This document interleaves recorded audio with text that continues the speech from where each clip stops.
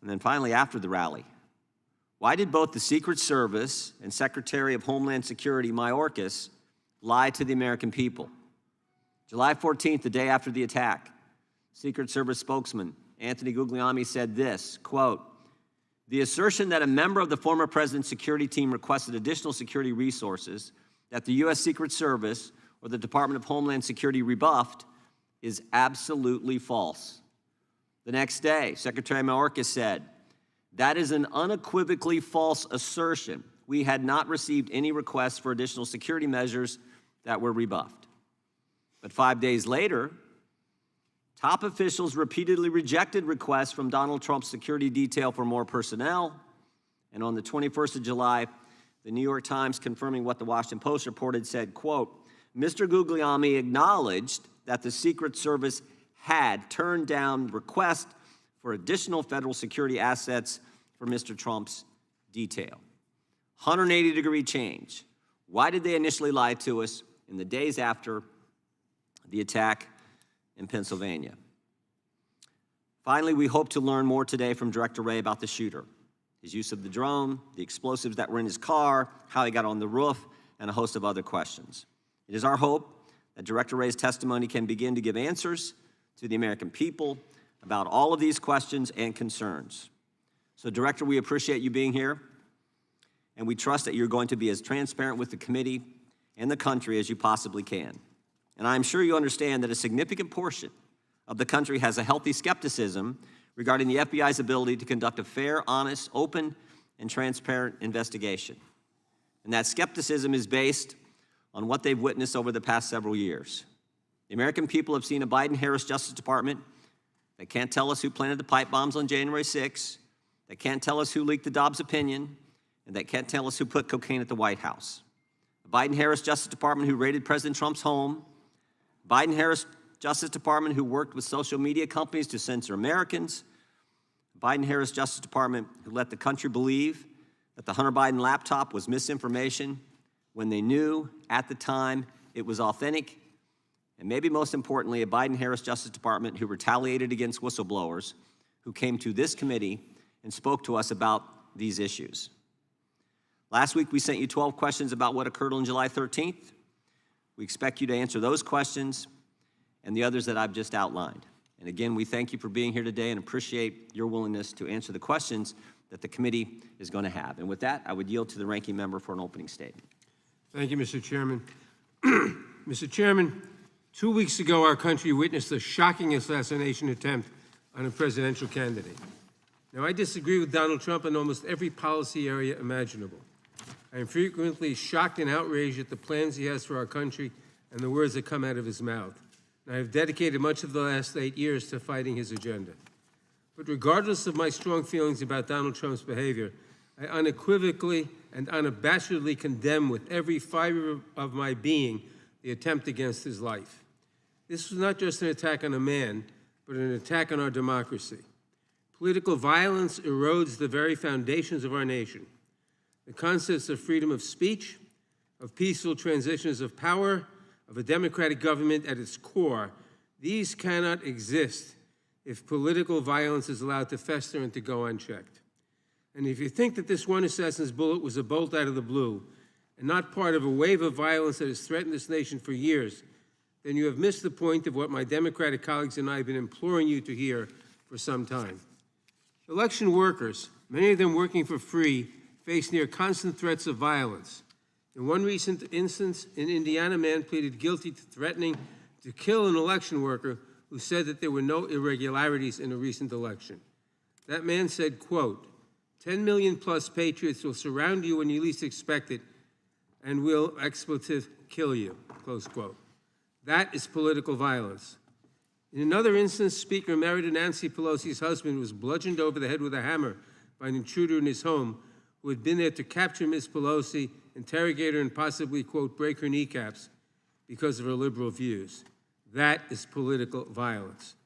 The death threats surging against Vice President Harris, former President Obama and his wife Michelle, and Governor DeSantis, as well as many others, including videos online of individuals holding guns making assassination threats. That is political violence. The plot to kidnap Governor Gretchen Whitmer and overthrow parts of the state government. That is political violence. The brutal, deadly attack 3 years ago against this very building, with rioters breaking through police barriers to run through these halls chanting, "Kill Nancy," and "Hang Mike Pence," and even hanging a noose outside the building. These rioters battering Capitol Police officers and forcing members of Congress and their staffs to go into hiding, squatted in spaces under desks or in closets. That is political violence. This assassination attempt, as horrific as it is, should surprise no one. And you would think a political party that almost lost their presidential candidate through an act of political violence would have something to say about the way their leaders keep talking about the next election. Donald Trump has warned there will be a, quote, bloodbath if he loses. Republican Ohio State Senator George Lang said just last week at a rally for J.D. Vance that he is, quote, afraid that civil war might be necessary if Republicans lose the November election. President of the right-wing think tank and Project 2025 leader, the Heritage Foundation, Kevin Roberts, said on Stephen Bannon's podcast, quote, "We are in the process of the second American Revolution, which will remain bloodless if the left allows it to be," close quote. Republican former Alaska Governor Sarah Palin said in August of last year of Trump's indictments, "Do you want us to be in civil war? Because that's what's going to happen. We're not going to keep putting up with this. We do need to rise up and take our country back," close quote. I could go on, but it's more and more of the same. And I hear nothing from the other side of the aisle in this room about these statements. Do you support a bloodbath if you don't get the election outcome you want? Do you justify violence if the left does not agree with you? And what exactly has preoccupied this Republican majority while their allies threaten violence to their political enemies, real and imagined? We have chased down baseless conspiracy theories designed solely to influence the 2024 election in favor of Donald Trump. We have spent millions of dollars and thousands of hours of staff time in more than 100 transcribed interviews chasing false accusations against President Biden, supporting an impeachment effort that seemed designed to fail, and hunting for a smoking gun that simply does not exist. And instead of admitting that these investigations found no corruption, coercion, or unethical behavior by the Biden administration, Republicans chose to just dig deeper and spend more money. Imagine what could have happened if we had spent these thousands of hours of staff time and those millions of taxpayer dollars addressing even one aspect of the political violence that now threatens our country. Perhaps, had this Republican majority lifted a finger to help a nation that is awash in guns, the assassin in Butler would not have had such easy access to the weapon he used to fire on that crowd. Director Wray, your agency is responsible for addressing some of the most serious issues of our time. The Bureau fights gun violence, which claims the lives of 40,000 Americans every year. It protects election security from growing threats from malign foreign actors who are working tirelessly to influence our elections. It protects against domestic terrorists and violent extremists who have been a growing threat in recent years and have carried out horrific mass shootings and deadly events around the country. And so much more. I apologize to you, Director, that instead of supporting you in these missions in the 118th Congress, some of my colleagues have instead hindered your work, maligned your agents, and called to abolish and defund your agency, all for political gain. It is despicable, especially from the party that claims to, quote, back the blue. And I know that you and your many agents and employees have paid the price for these baseless attacks. I know you have faced a barrage of threats, distrust, and vitriol from the public as a result of these wild, politically driven conspiracies. I know it has become even more dangerous and difficult for you to come to work each day. I may not agree with you on everything, but I sincerely thank you and every employee in your agency who continues to protect our country. The FBI is vital to keeping America safe, and I pray that today we can focus on the real, substantive work of the agency. It is the least we owe our country in these times. I yield back. Gentleman yields back. Without objection, all other opening statements will be included in the record. We will now introduce today's witness. The Honorable Christopher Wray has been the director of the FBI since 2017.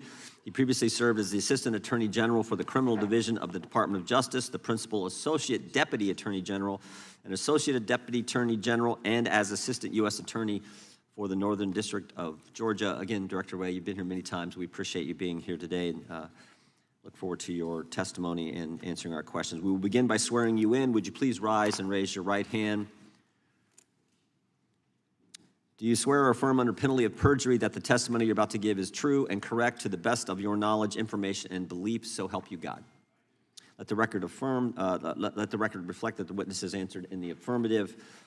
Thank you, and please be seated. We have votes coming in about 10 minutes, but we definitely want to get through your opening statement as far as we can, and this is going to be an interesting day on Capitol Hill with the Prime Minister of Israel here as well. So, Director Wray, you're recognized for your opening statement. Good morning, Chairman Jordan, Ranking Member Nadler, members of the committee. I want to begin by offering my condolences on the passing of Representative Jackson Lee, who served the people of Texas in this body and on this committee for so long. Thank you all for your support of our efforts to protect the American people and uphold the Constitution. I am proud to be here today representing the 38,000 special agents, intelligence analysts, and professional staff who make up the FBI, men and women who every day work relentlessly to counter the most complex threat environment I've seen in my tenure as FBI Director, and maybe in my entire career in law enforcement. Before I go any further, I also want to acknowledge and offer my deepest condolences to the victims of the horrific assassination attempt in Butler County.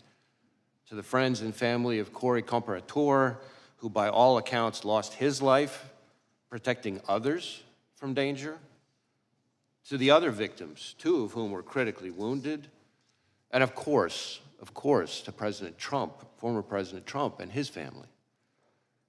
As I've said from the beginning, the attempted assassination of the former president was an attack on our democracy and our democratic process, and we will not and do not tolerate political violence of any kind, especially a despicable account of this magnitude.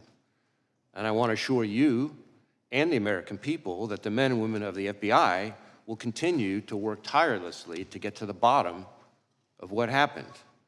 We are bringing all the resources of the FBI to bear, both criminal and national security. Now, there's a whole lot of work underway and still a lot of work to do, and our understanding of what happened and why will continue to evolve, but we're going to leave no stone unturned. The shooter may be deceased, but the FBI's investigation is very much ongoing.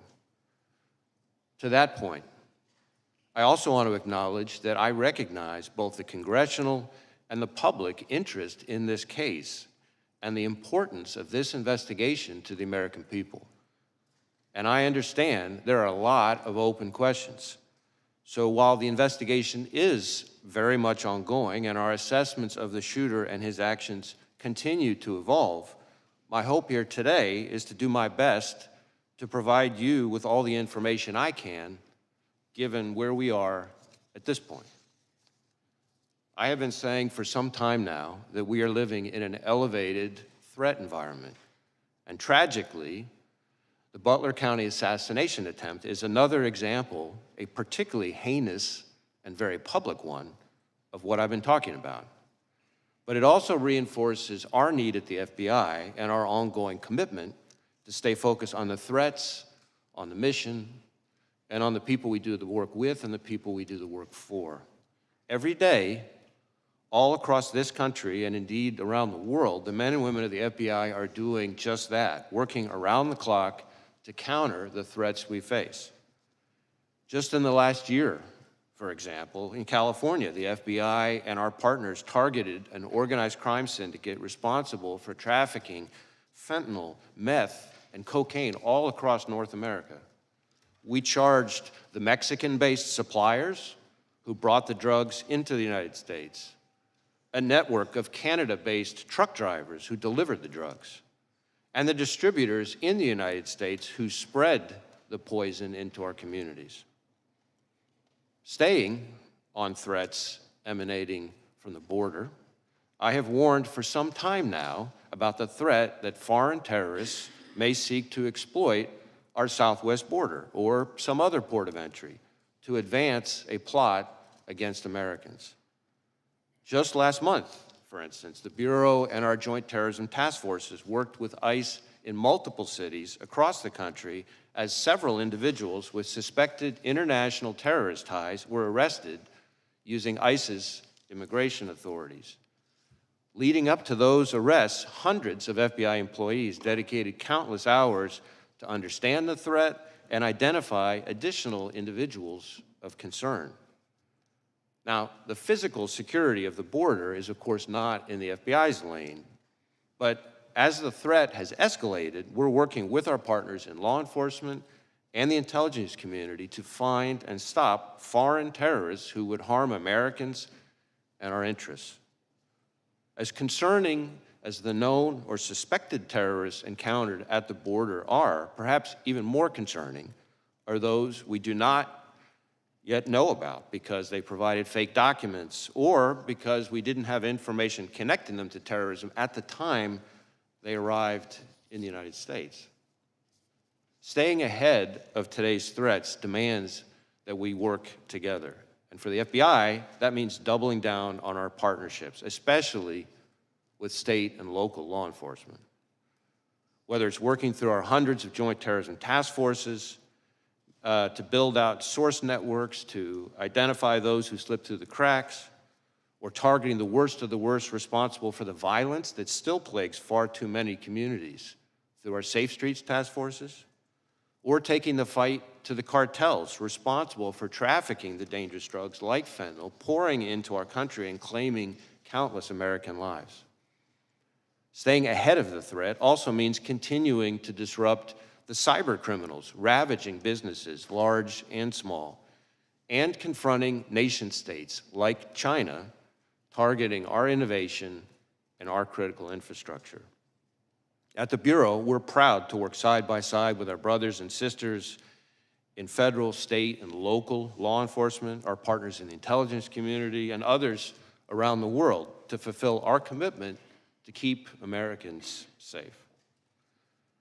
Now, on Friday, the FBI will celebrate its 116th anniversary. 116 years of protecting the American people and upholding the Constitution. 116 years of working with our partners to safeguard the communities we serve. 116 years of innovating to stay ahead of the complex, evolving, and very real threats out there. I am proud of the legacy the men and women of the FBI have built and all they have accomplished for the American people.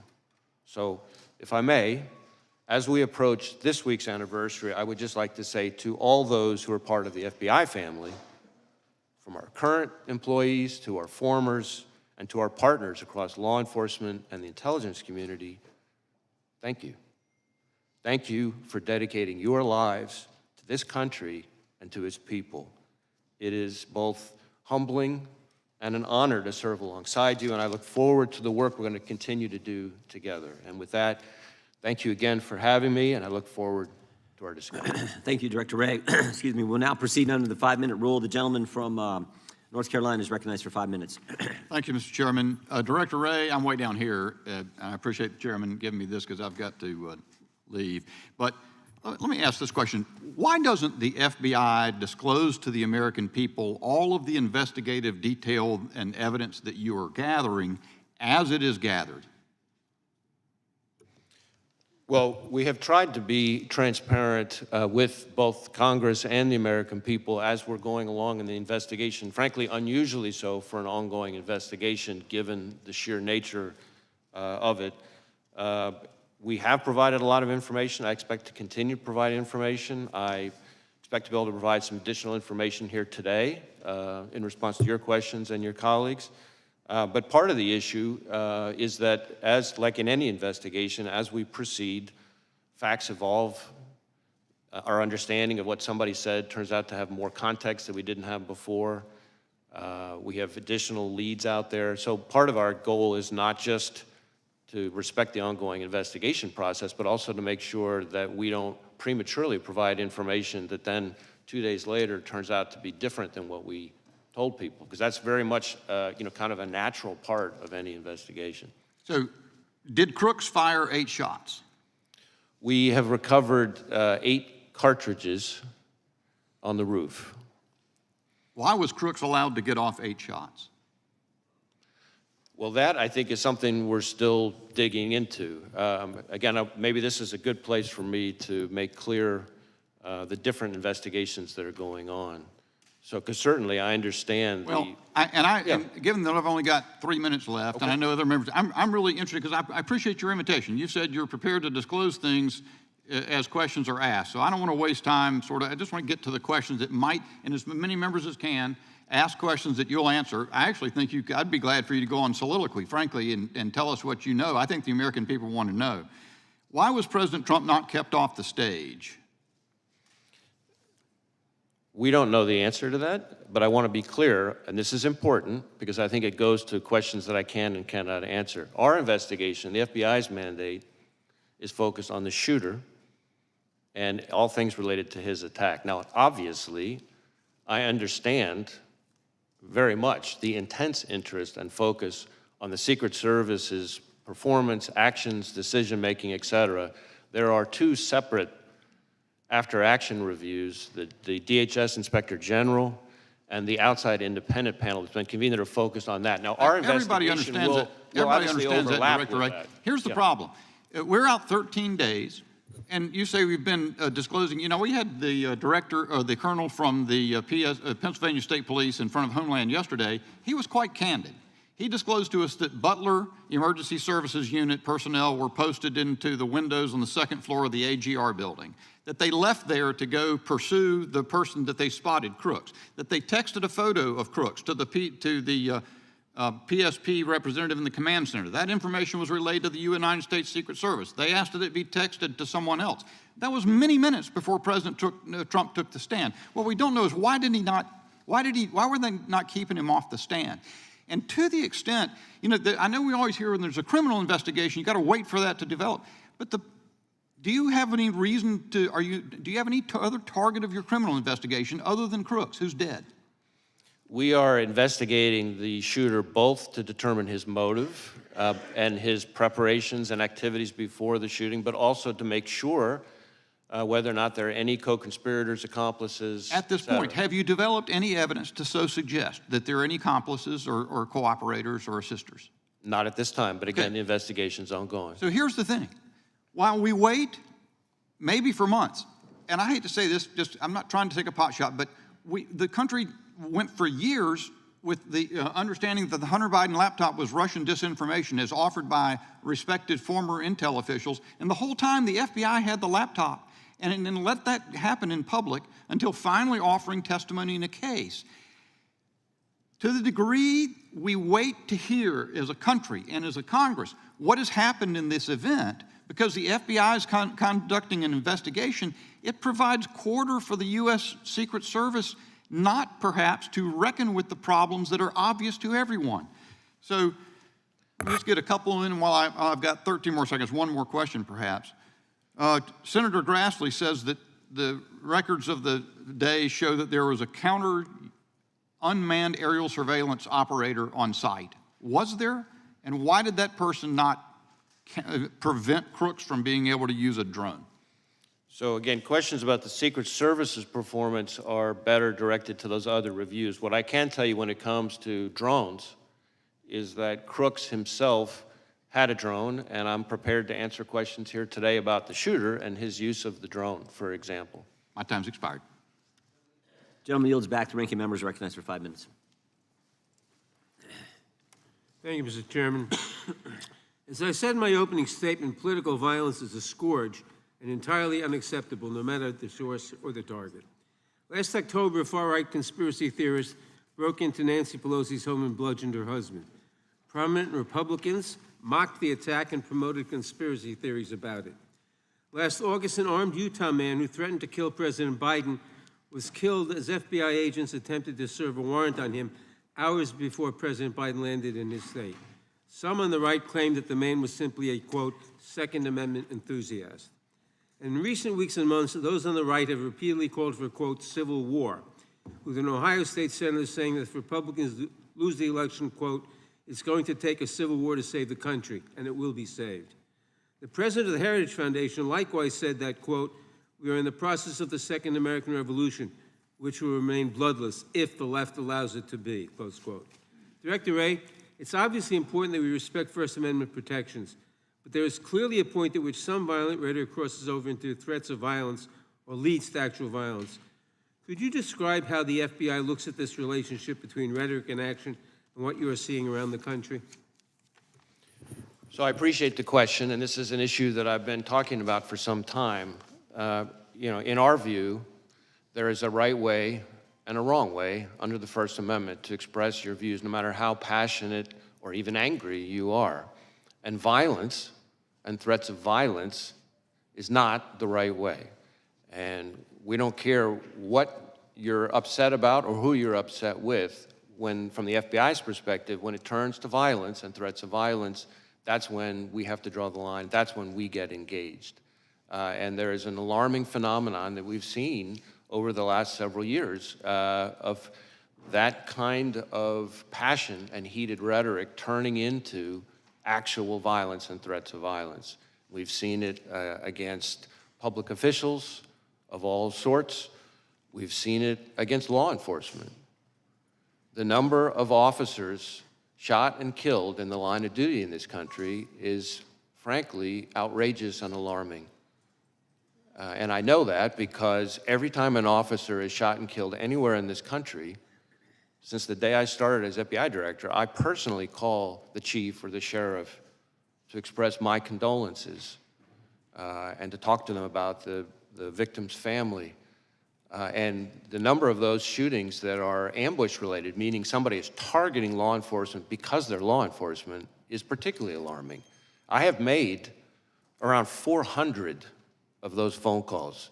It's almost every 5 days that a law enforcement officer is killed in the line of duty. And that is an example of the kind of ways in which passions and heated rhetoric can bubble over into violence. Thank you. Members of Congress, their families, and their staffs have witnessed an alarming rise in threats against them. I appreciate the work your agency has done to investigate and address these threats, but I'm concerned that we do not seem to be stemming the tide. What is the FBI doing to ensure that members of Congress, their families, and their staffs are safe? So we have a very close relationship with the Capitol Police, and we have members of the Capitol Police, for example, who are on some of our task forces. We share intelligence information about things that we're seeing, trends that we're seeing with Capitol Police and others in law enforcement. Obviously, if we have specific information about an effort to target a member of Congress, then we're getting with Capitol Police in a much more specific way. But those are some of the things that we're doing. Thank you. Now, Director, your office is leading the investigation into the attempted assassination of Donald Trump. Republicans in Congress, including members of this committee, have repeatedly called for defunding the FBI. What impact would defunding or even just limiting your funding have on the FBI's ability to conduct this and other investigations? So I understand that there are heated views, opinions about us, just like there are about every institution in today's America, but cutting our funding is incredibly short-sighted, and the people it really hurts are state and local law enforcement and the American people we're all sworn to protect. Thank you. During my remaining time, I want to turn to a different matter. In recent days, Republican members of Congress have attacked presumptive Democratic presidential nominee Kamala Harris as a, quote, DEI candidate, which presumably is code for women and person of color. It's not a new theme for them. In May, Chairman Jordan wrote to you claiming that because of DEI initiatives, the FBI is no longer hiring, quote, the best and brightest candidates to fill the position of special agent. With my remaining time, Director Wray, can you please answer the following questions? Is it true that hiring women and people of color means that FBI is no longer hiring the best and the brightest to serve as law enforcement officers? Is there any evidence that women and people of color are less effective in law enforcement roles? And what message does it send to prospective applicants when their leaders demean them and make judgments about them based solely on their race or gender? Witness may respond. So any notion that we have lowered our standards, our hiring standards, is just not accurate. In fact, our standards are as competitive and selective as ever. We have tens of thousands of people applying, and our selection rate is about 3.1%, which is more selective than just about any university in the country. And most of our applicants, I think something like 50% of them are coming from military or law enforcement backgrounds. About 50% of them also have advanced degrees. The average age is around 31, which means they're bringing a wealth of personal and professional experience when they arrive. And to suggest that those people, because of efforts related to diversity or anything like that, are less qualified, frankly, is not at all consistent with what I see, having visited all of our field offices and seen these young people in action, and I think is an insult to those hardworking men and women who've signed up to dedicate their lives for this country. Thank you, Director. I yield back. Gentleman yields back. Director, let me go back to where Mr. Bishop was. Tell me about the drone. You act like you wanted to fill us in on that. Fill us in. So we have recovered a drone that the shooter appears to have used. It's being exploited and analyzed by the FBI lab. The drone was recovered in his vehicle. So at the time of the shooting, the drone was in his vehicle with the controller. In addition, our investigation has uncovered. Do you know what time of day he flew it, and if he flew it on the day of the shot? Yeah. Oh, I'm sorry. Go ahead. Go ahead. So in addition, it appears that around 3:50 p.m., 4 o'clock in that window, on the day of the shooting, that the shooter was flying the drone around the area for about 11 minutes. I want to be clear, but when I say the area, not over the stage and that part of the area itself, but I would say about 200 yards, give or take, away from that. We think, but we do not know, so again, this is one of these things that's qualified because of our ongoing review, that he was live streaming, viewing the footage from that, again, about 11 minutes in around the 3:50, 4 o'clock p.m. range. 2 hours before, he's flying a drone in the vicinity of the rally. About 200 yards away, yes. Yards. Okay, that's important information. What about the bombs that we've heard about in the shooter's car? So again, the FBI lab is exploiting those explosive devices. Yep. We've recovered 3 devices, 2 in his vehicle and 1 back in his residence. Are these what you would call, your experts would call sophisticated operations, or this? I don't know. That's what I've been told by people who have some understanding of this area. Yeah, I think it's.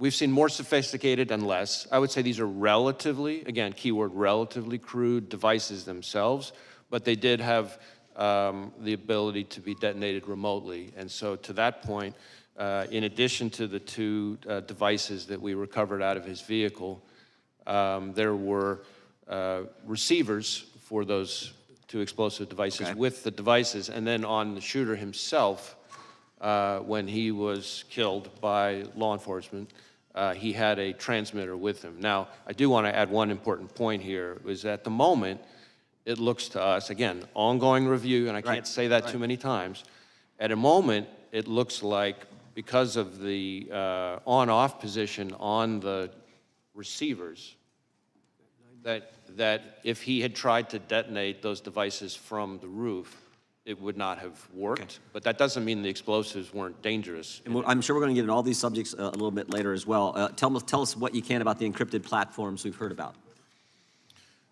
So one of the things that we're drilling into hard with the shooter in an effort to try to learn more about his state of mind, his motive, his ideology, his context, everything else, is to look at all of his devices, any social media accounts he had, et cetera.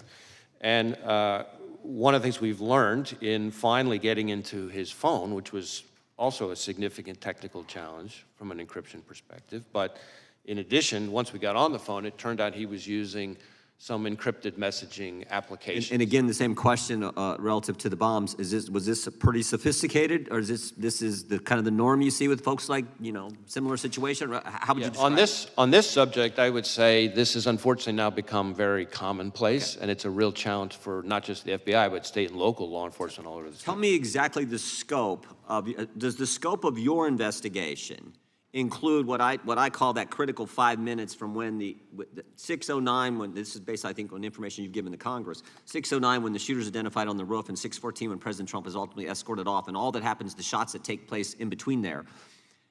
Do you have access to the communications that were going on at the time in that critical 5 minutes?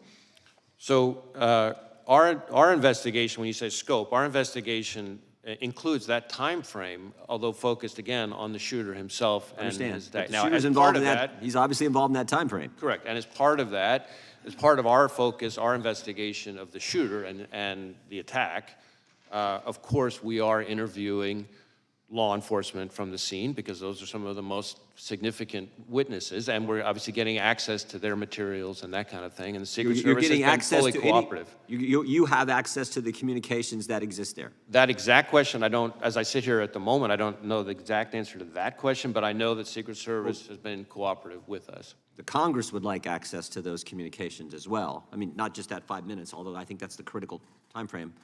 There's lots of communications we'd love to have access as well. I see my time is up, and they have called votes on the floor. I think there are about 6 minutes left in votes, so the committee will stand in recess until approximately 10 minutes after votes conclude on the House floor.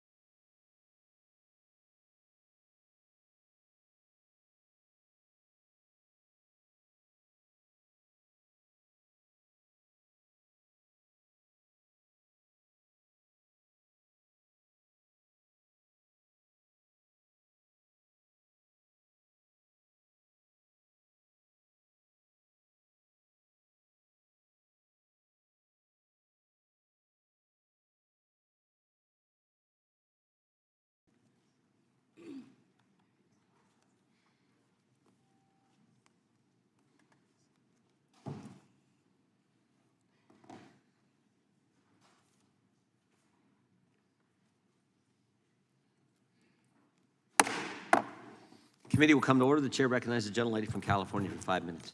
Thank you, Mr. Chairman, and thank you, Director Wray, for being here with us today.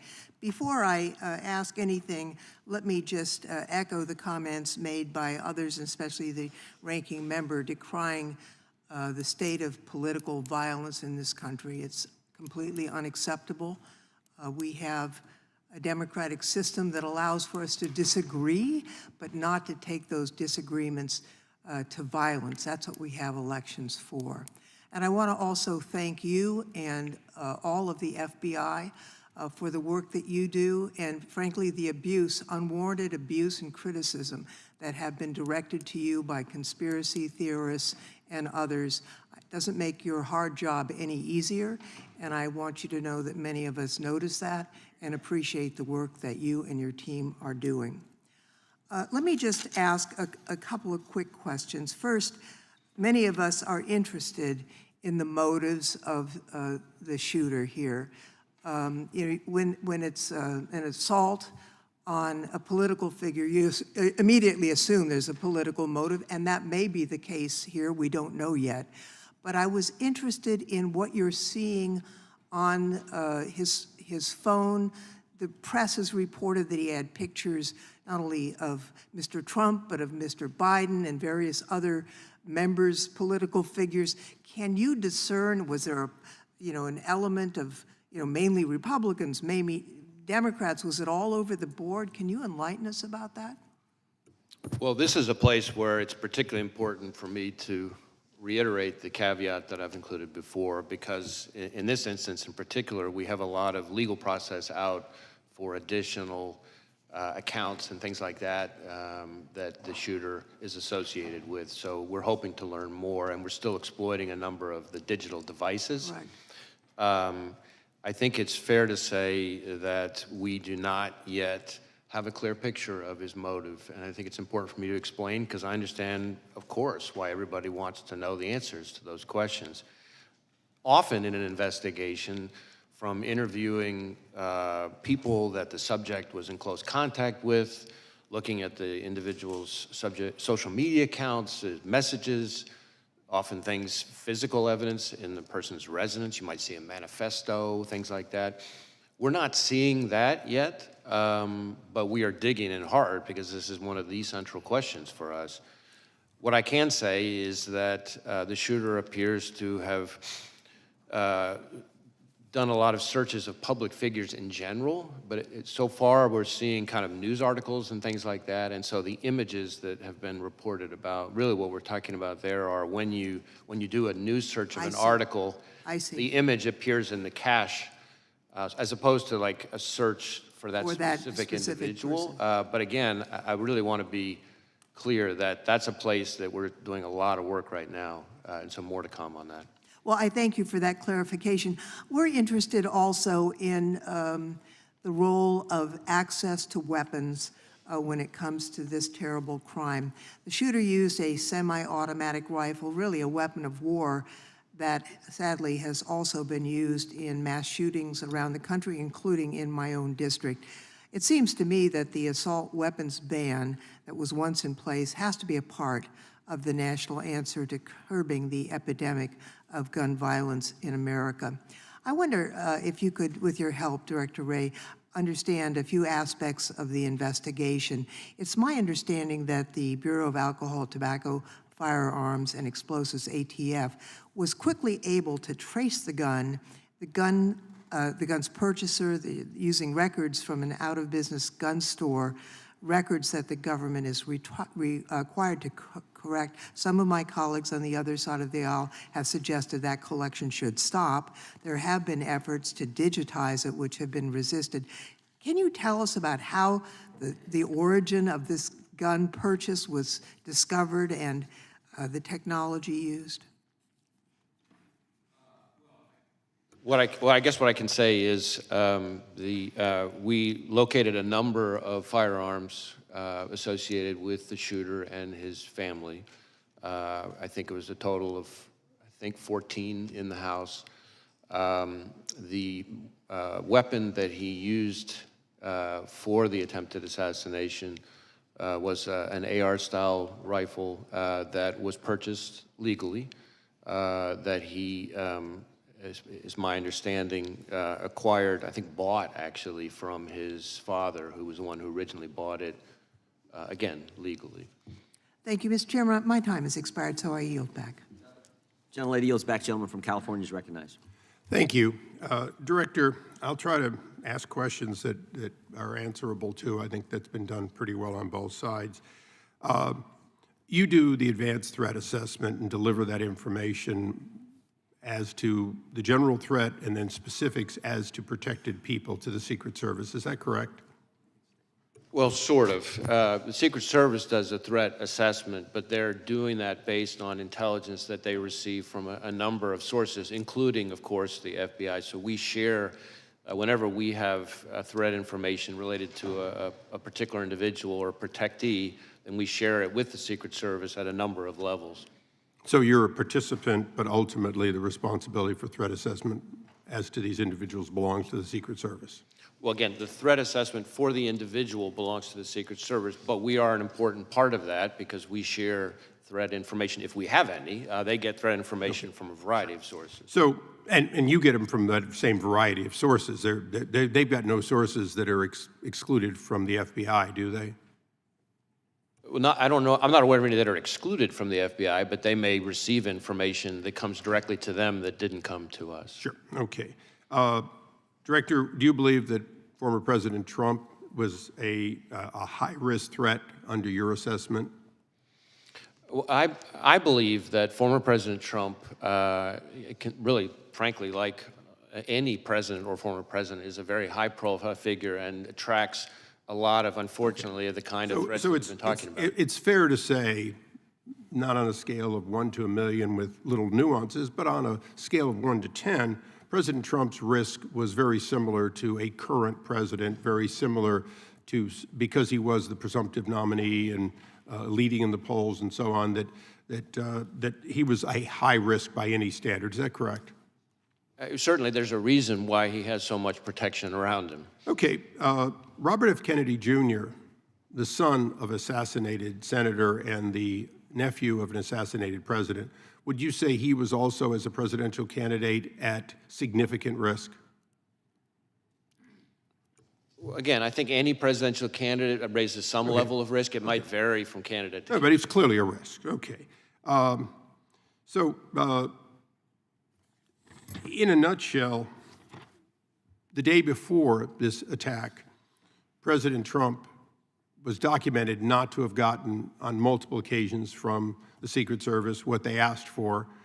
The day after, it looks like they're getting more. The day before, RFK had been denied by the president multiple times, Secret Service protection. The day after, he now has it. So now my question is the actions of a 20-year-old with a lone gunman on a roof sufficient to change the risk assessment in your mind for President Trump and RFK, or are we just realizing the threat that was always there and being more appropriate in matching it? And I know that's a little vague, but you've been at this for a long time. Hindsight is 20/20. Now that we have hindsight, is it fair to say that giving Robert F. Kennedy Jr. security, upping the security, including drones, overhead support for the president, former president, these are all things that in hindsight should have been done the day before? Well, let me try to answer your question this way. Of course, as I said, the assessments of the level of security to be provided to individual protectees. No, I understand it's a Secret Service decision. But what I would say to you is that, and I've been saying for quite some time, including in front of committees of this Congress, that we are in an elevated threat environment, and we have been for some time. And that comes from a variety of quarters. It is, quite frankly, a dangerous time to be a prominent public official. And in regards to that, the other side has spent a lot of time talking about what people on the right have said. But there was an attempted assassination on a Supreme Court justice. We have had the highest-ranking senator on the other side of this body saying that there were actions, that they were accountable. We have had multiple members of Congress in both the House and the Senate berating the character of members of the Supreme Court as a result of their decisions made, both, sometimes 6-3, sometimes unanimous, whatever. Are those comments, not any one of them, but are those comments and the generation of that sort of, oh, this guy's bad for democracy, this Supreme Court justice is a threat to democracy, is that the kind of thing that raises the threat level, and would you caution against that?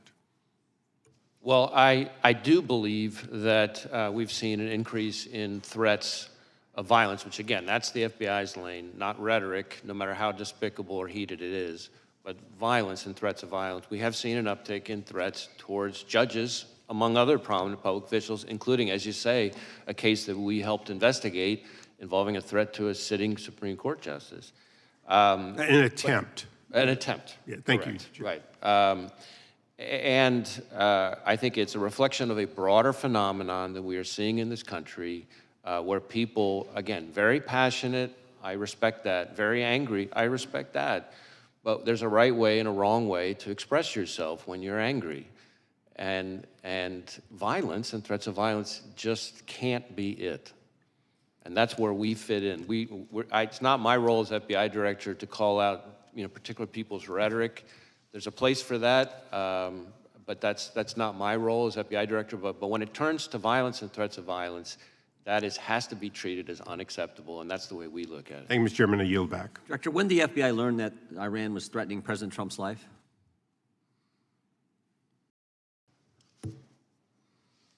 So I want to be a little bit careful here, not to talk about specific classified information, but we have been for quite some time, and I'll stick with what's in the open record. We, for some time, and I in particular for some time, have been calling out the efforts by the Iranian government to attempt to retaliate for the killing of Soleimani by going after current or former prominent U.S. officials, and we've even had an indictment against it. And I think that we need to recognize the brazenness of the Iranian regime, including right here in the United States. And I expect that we're going to see more of it, and I expect there'll be more coming on that. I'm not aware of any threat information related to protectees that wasn't, passed in a timely way, but I can't really get into specifics here. It's minority's time here, but I just felt that was a question the committee needed to understand, and it sounds like you've known that for a long time, and that information was conveyed to the Secret Service?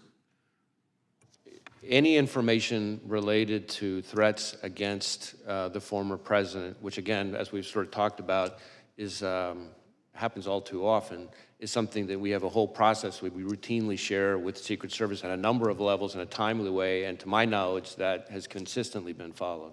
The gentleman from Georgia is recognized. Thank you, Mr. Chairman. Thank you for being here, Director Wray.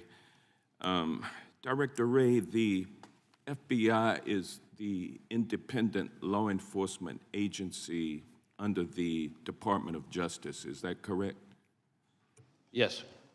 And does the FBI director currently report to anyone? Well, you mean in a chain of command, Yes. reporting structure kind of Yes. thing? Yeah, so the FBI is part of the Justice Department.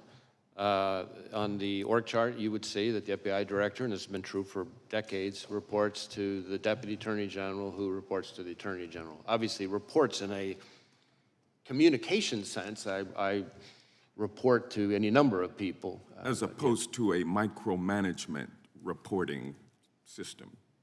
Correct.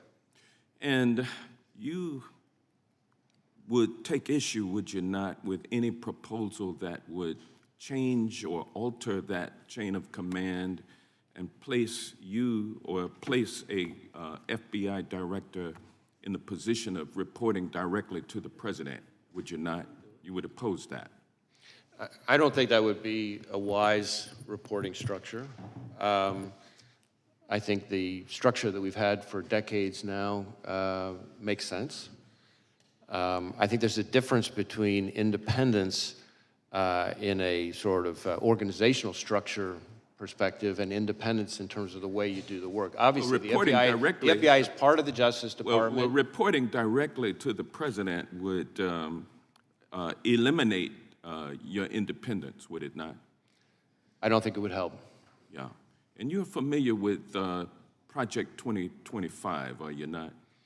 I mean, I've seen, news reports about it. I'm not You're aware particularly familiar with it. You're aware that it is a game plan for President Trump's first 120 days in office, correct? I'm really not familiar with the details. Again, I've seen reporting about it. It is, and what he proposes to do is to force the FBI director to appoint, report directly to him. That's what he wants to do within the first 120 days. He also wants to eliminate the position of FBI General Counsel. That is also set forth in Project 2025. How would you recommend that? I think the FBI's Office of General Counsel serves an incredibly important role, including in terms of advising our workforce. We have 38,000 people. The idea of having an organization like ours, an independent law enforcement agency like ours that doesn't have its own general counsel's office doesn't make sense to me.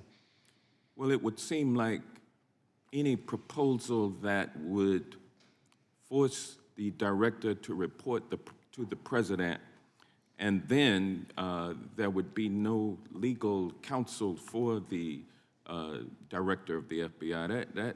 That seems like it's an attempt to neuter the FBI and render it accountable only to the president. Isn't that correct?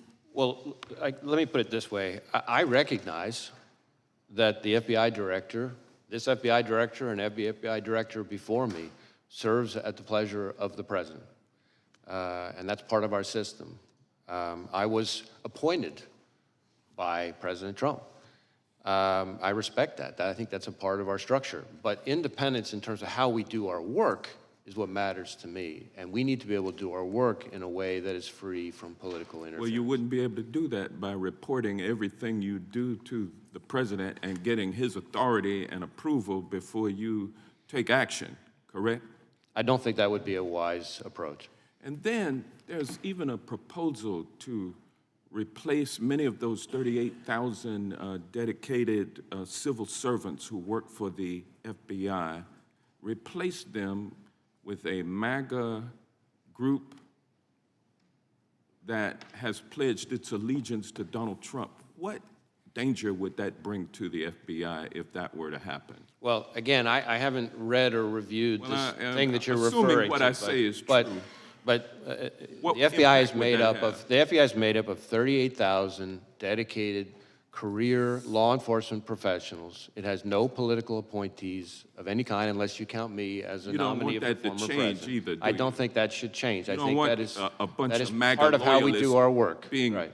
being the employees of the FBI. We're coming up on 116 it would- years of the FBI, and that's the way it has been for It 116 would years. be crazy to take 38,000 MAGA loyalists and put them at the FBI. That's frightening. That's what Project 2025 proposes, and I'm glad to know that you are not with that program, and with that, I yield back. Gentleman yields back. Gentleman from Florida is recognized. Was the shooter on the FBI's radar in any way prior to the assassination attempt? We did not have any information about the shooter. He was not in our holdings before the shooting. No communication in any chat rooms, no CIs or confidential human sources have any interaction with? No, we've run a thorough search for the subject through all of our holdings, and he was not in them anywhere. Were there any FBI agents or informants present at the Trump rally in Butler? Not to my knowledge. And Mr. Jordan was talking to you about Iran. Were law enforcement resources diverted from the protection of President Trump to John Bolton as a consequence of concern that Mr. Bolton might have been the target of Iranian malign efforts? That's really a Secret Service decision. I don't know the answer to that. That's really something they would know better. What I can tell you is that there are a number of individuals. You mentioned one who we've brought a case a specific criminal case for the Iranians targeting for assassination, but how the Are you Secret gonna Service get that answer allocates- to us, whether or not resources were diverted from Trump to Bolton? Is that just gonna be part of your review? I think that's going to be part of the reviews by the Inspector General. The Inspector and General for after- DHS, right? Of DHS Right, and the I- outside got it. panel. And I think after that's an action. important point because the Inspector General for DHS has really fallen out of favor with the administration because he's been pointing out all the problems on the border with Mayorkas and Biden, and we're always kind of worried that they're about to fire him, which would be a really bad idea now that this role that you've identified is so critical. Be a bad idea to fire the IG for DHS during the pendency of this, right, Mr. Director? I don't think that would be a good idea. I'm with you on that. So I want to zoom out a little bit. How often do you brief President Biden? You mean on this No, specific just generally. case? No, in your role as FBI director. I mean, I don't know that I could give you a number. Is it like weekly, monthly, daily? It's not at a regular cadence. There have been times when there have been months at a time when I haven't, and then there have been times when several days apart I have. It's always with other people. The vice president, is she typically there? Often has been. Okay, so when did you notice his decline? In my interactions, in my role, all my interactions with the current president have been completely professional.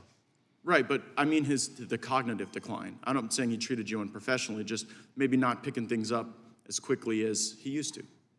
Again, I don't meet with him very often, but what you're describing is not something that I've observed during my interactions with him. I mean, we've had it observed so often that the ranking member and Mr. Schiff on this committee have said that he could no longer continue as a candidate. And so, since you're the FBI director, I was just sort of wondering, like, who's running the country? Like if something bad happened, you'd have to go brief President Biden about it right now? God forbid? And on any number of occasions, I have briefed the president, and as I said, those briefings have all been uneventful and unremarkable. Oh, I can imagine them being uneventful. But in the work where the vice president's also present, like you say, there's like more than half the time there's these briefings, she's there too? I don't know if I'd said more than half the time. Certainly, there have been times where she's been present. There have been other times where she hasn't. I take you at your word when you say this is the most complicated threat environment you've ever observed over a long career in law enforcement. And I'm just kind of wondering, with this assassination attempt, with the invasion at our border, with all the Hamas that have been let in that you've talked about and briefed about, like, is Biden up to it? And if he's not up to it, and you're a guy who's been regularly briefing him, like, who's been in on this conspiracy to hide the real Joe Biden from all of us for years? It never occurred to you that this guy wasn't up to it in all these briefings you did? As I said, my briefings with the president have all been completely fine. Were they I between briefed, 10 a.m. and he's 4 asked p.m.? questions. There hasn't been anything of note in the area that you're talking about. Yeah, did you ever have to brief him before 10 a.m. or after 4 p.m.? We hear those are his good hours.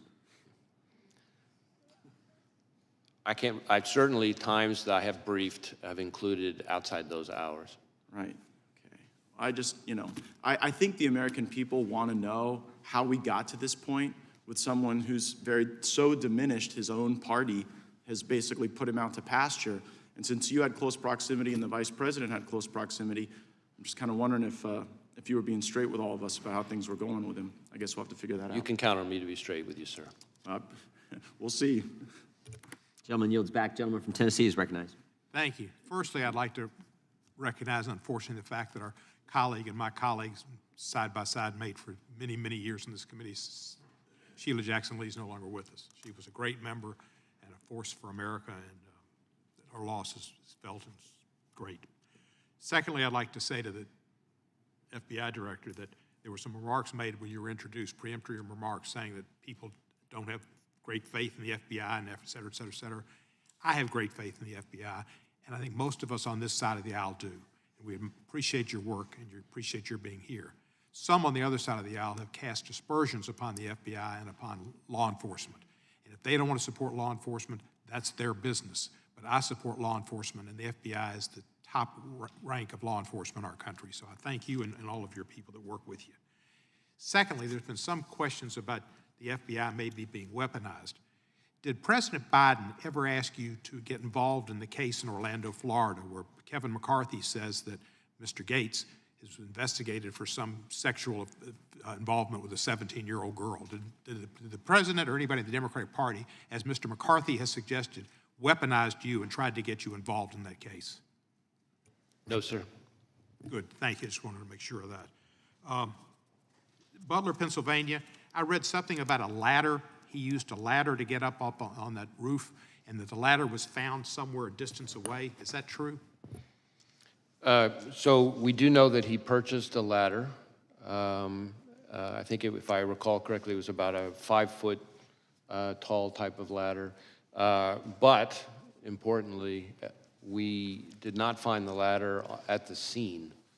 So it's not clear that he used the ladder to get on top of the roof. So you don't think we're the ladder... still digging into all that, things related to the ladder and his access to the roof. But he did buy a ladder, but the ladder was not found at the scene. Ladder didn't have any feet on it. It didn't walk off. Oh, yeah, right. Thank you, sir.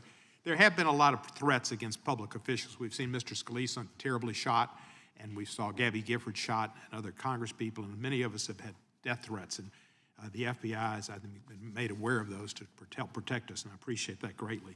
But we've also had election officials and poll workers threatened. What is the FBI doing in consultation with other law enforcement to ensure every eligible voter can safely and confidently cast a ballot this year? So when it comes to threats to election workers in particular, we participate in the election threats task force that DOJ set up. We also, and there have been quite a number already of arrests and convictions under that task force. We have got a number of investigations underway that involve all kinds of threats to election workers, ranging from online threats to, there was even some mailings that included fentanyl. So there's been a number of types of threats to election workers. And these are, after all, people who are putting in their own time for the good of the country to try to help us have a functioning democracy. And so the idea that they would be targeted with violence is just outrageous. We are sharing information with election officials about things to be on the lookout for. We have election crime coordinators in all 50 And you'll be prepared for Election Day with additional, FBI will be looking out for. Yes. Thank you, thank you. Jeffrey Epstein, been in the news a lot lately about involvement with certain people high in politics involved. Did the FBI conduct the raid on his townhouse in New York when he was incarcerated in New York? There was a raid on his East Side townhouse. Well, I don't know about a raid. I know we executed a number of searches in the course of our fairly extensive investigation related to Mr. Epstein. Can you tell me, during that search, if you came across and have within the possession of the FBI tapes of him with other individuals that he might have taken in, people in compromising positions? Yeah, I don't know that there's anything I can share related to that. I can see if there's information we could provide and maybe get back to you on it. If there were tapes of people in prominent positions, friends of his he posed for pictures with, possibly in compromising positions, it would be, the public, I think, has a right to see those. Well, I mean, how we handle evidence recovered in a criminal investigation has all kinds of rules that apply to it. I recognize the intense public interest in the subject, but we'd have to follow our rules. But I'm happy, like I said, I'm happy to follow up with my team on it. Thank you, sir, and I appreciate your service, and thank you for being here today. The gentleman yield the last 5. The chair now recognizes the gentleman from Arizona. Thank you, Mr. Chairman, and thank you, Director Wray, for being here. How many shots did the shooter fire? Well, we know that he fired at least 8 because we recovered 8 cartridges on the roof.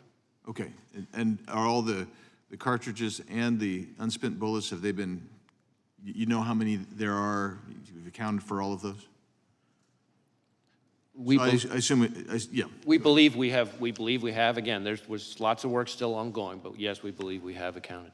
And did the recovered shells, the cartridges, match the shooter's rifle? My recollection is yes. Okay. And you conducted an analysis that confirms that? Well, we work with ATF, but yes, so some of the work has been divided up. But. And how many shells casings were recovered from the location of the counter snipers? I'm sorry, I couldn't hear the last part. From the counter snipers location? That I don't have the answer, at least here at my fingertips. Okay. Did the blood and tissue pattern of the shooter, did it match the stories or the witness testimony that you've heard so far? Can you, I'm not sure I'm following the question. Well, I assume you've interviewed the counter snipers, or you have that evidence, and other witnesses describing the kill of the shooter. And I'm wondering if the blood and tissue and brain matter is consistent with the testimony that you're receiving. In other words, is the physical... In terms of the manner of death? and so Exactly. Is the forth? physical evidence consistent with where the shot from the counter sniper took place? Yeah, so the autopsy is being handled by, as is not unusual, the state authorities. My understanding is, thus far, I don't think it's fully complete, which is not, again, not totally unusual. But so far, nothing remarkable on that front. That's from the body itself, but from actually the scene where the shooter was found, is everything consistent with the testimony, the physical evidence at the scene? Is that consistent with the testimony you've seen, that you've heard so far? So far, yes. Again, ongoing investigation. Were you able to determine whether the shooter took the gun up with him when he climbed up to the top of the roof, or was it already placed there somewhere? So that is something that we're drilling into right now that we don't know the answer to yet. I can tell you, which may be relevant, though, to your question, that, and I don't think this has been reported yet, that the weapon had a collapsible stock, which could explain why it might have been less easy for people to observe. You know, because one of the things that we're finding is people have observed him, the first people to observe him with the weapon were when he was already on the roof, and we haven't yet found anybody with firsthand observation of him with the weapon walking around beforehand. So that doesn't mean he wasn't, obviously, but the collapsible stock is potentially a very significant feature that might be relevant to that. Did he have a scope? I believe so, but as I sit here right now, I don't remember. Okay. You mentioned about 2 hours before the incident that he'd had a drone and he was using a drone.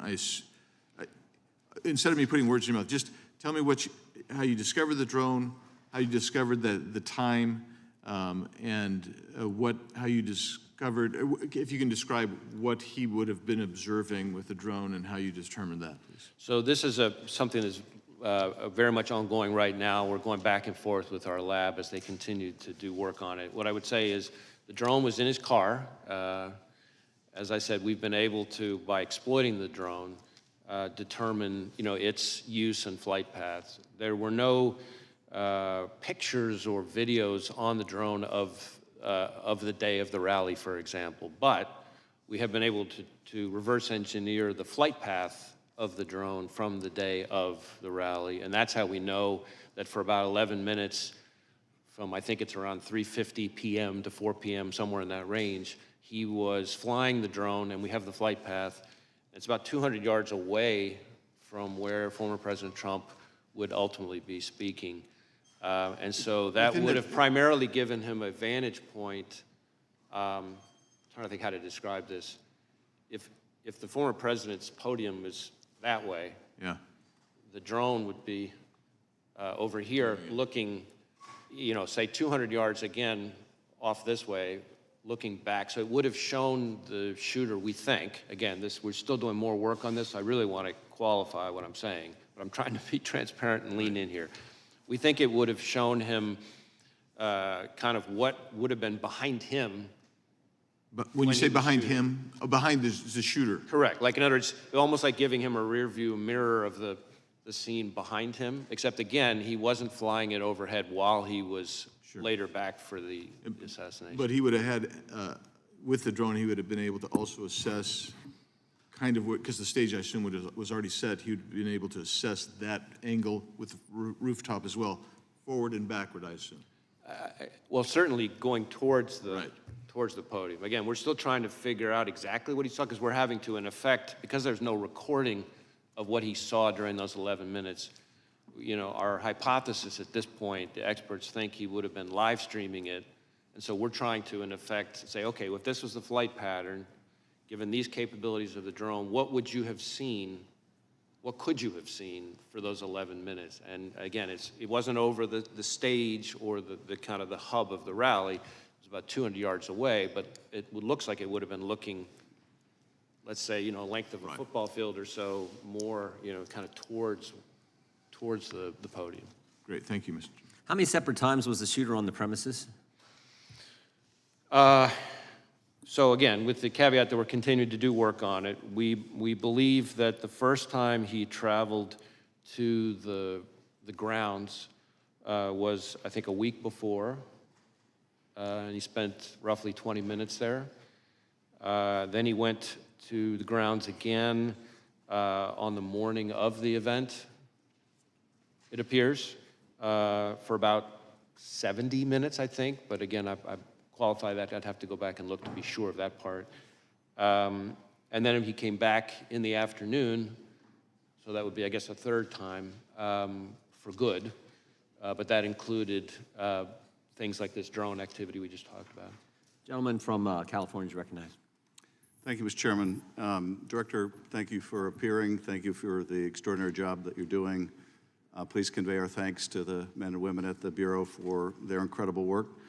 I've worked with them since I was an assistant U.S. attorney more than 30 years ago. Let me start with a threshold question I'm curious about. When I applied to be an assistant U.S. attorney, I had to go through a background check. Do candidates for the FBI have to go through background checks? Yes. Would someone with dozens of felony convictions survive a background check for the Bureau? No. So they would never be hired by the Bureau? No. Well, clearly the Bureau has, you don't have to comment on this, I know you won't, but clearly the Bureau has higher standards for their hiring than one of America's great political parties.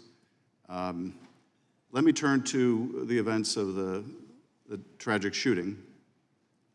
Have you been able to gain access to the shooter's electronic communications, social media, and with the caveats that you mentioned that the investigation is still early, have you been able to make any deductions or are there any indications of the shooter's motivation from those electronic holdings? So in terms of our ability to access it, we have been able to get into and exploit a number of electronic devices, digital devices, but not all of them yet. And then within his various accounts, we've been able to get access to some of them, but some of them we're still waiting on. Some of them we may never get access to because of the encryption issue, that it presents an increasingly vexing barrier for law enforcement, not just the FBI, but for law enforcement all over the country. But we're still drilling into that. We have some information. Some places we've been able to look. Some places we will be able to look. Some places we may never be able to see, no matter how good our legal process is. But that's what we're looking at right now. In terms of what we've been able to find so far, a lot of the usual repositories of information have not yielded anything notable in terms of motive or like ideology. Having said that, it does appear fairly clear that he was interested in public figures, kind of more broadly, and I think this is important, that starting somewhere around July 6th or so, he became very focused on former President Trump and this rally. And so one of the things that I can share here today that has not been shared yet is that we've just in the last couple of days found that from our review, to your point about devices, analysis of a laptop that the investigation ties to the shooter reveals that on July 6th, he did a Google search for, quote, how far away was Oswald from Kennedy? And so that's a search that obviously is significant in terms of his state of mind. That is the same day that it appears that he registered for the Butler rally. And when you say that his electronic holdings indicated an interest in different public figures, without revealing anything you're not comfortable revealing about those public figures, can you tell us anything generally about them, either the offices they hold, their political party, or was it simply people of a high profile? Well, a couple things. First,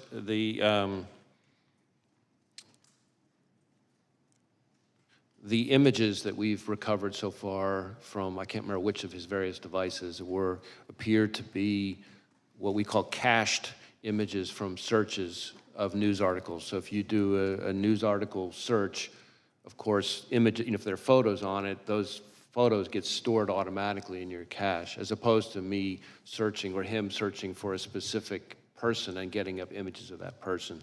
As far as the pictures that are like that, there doesn't seem to be a whole lot of rhyme or reason to it so far, other than these are all prominent public people, but they cover both parties, they cover both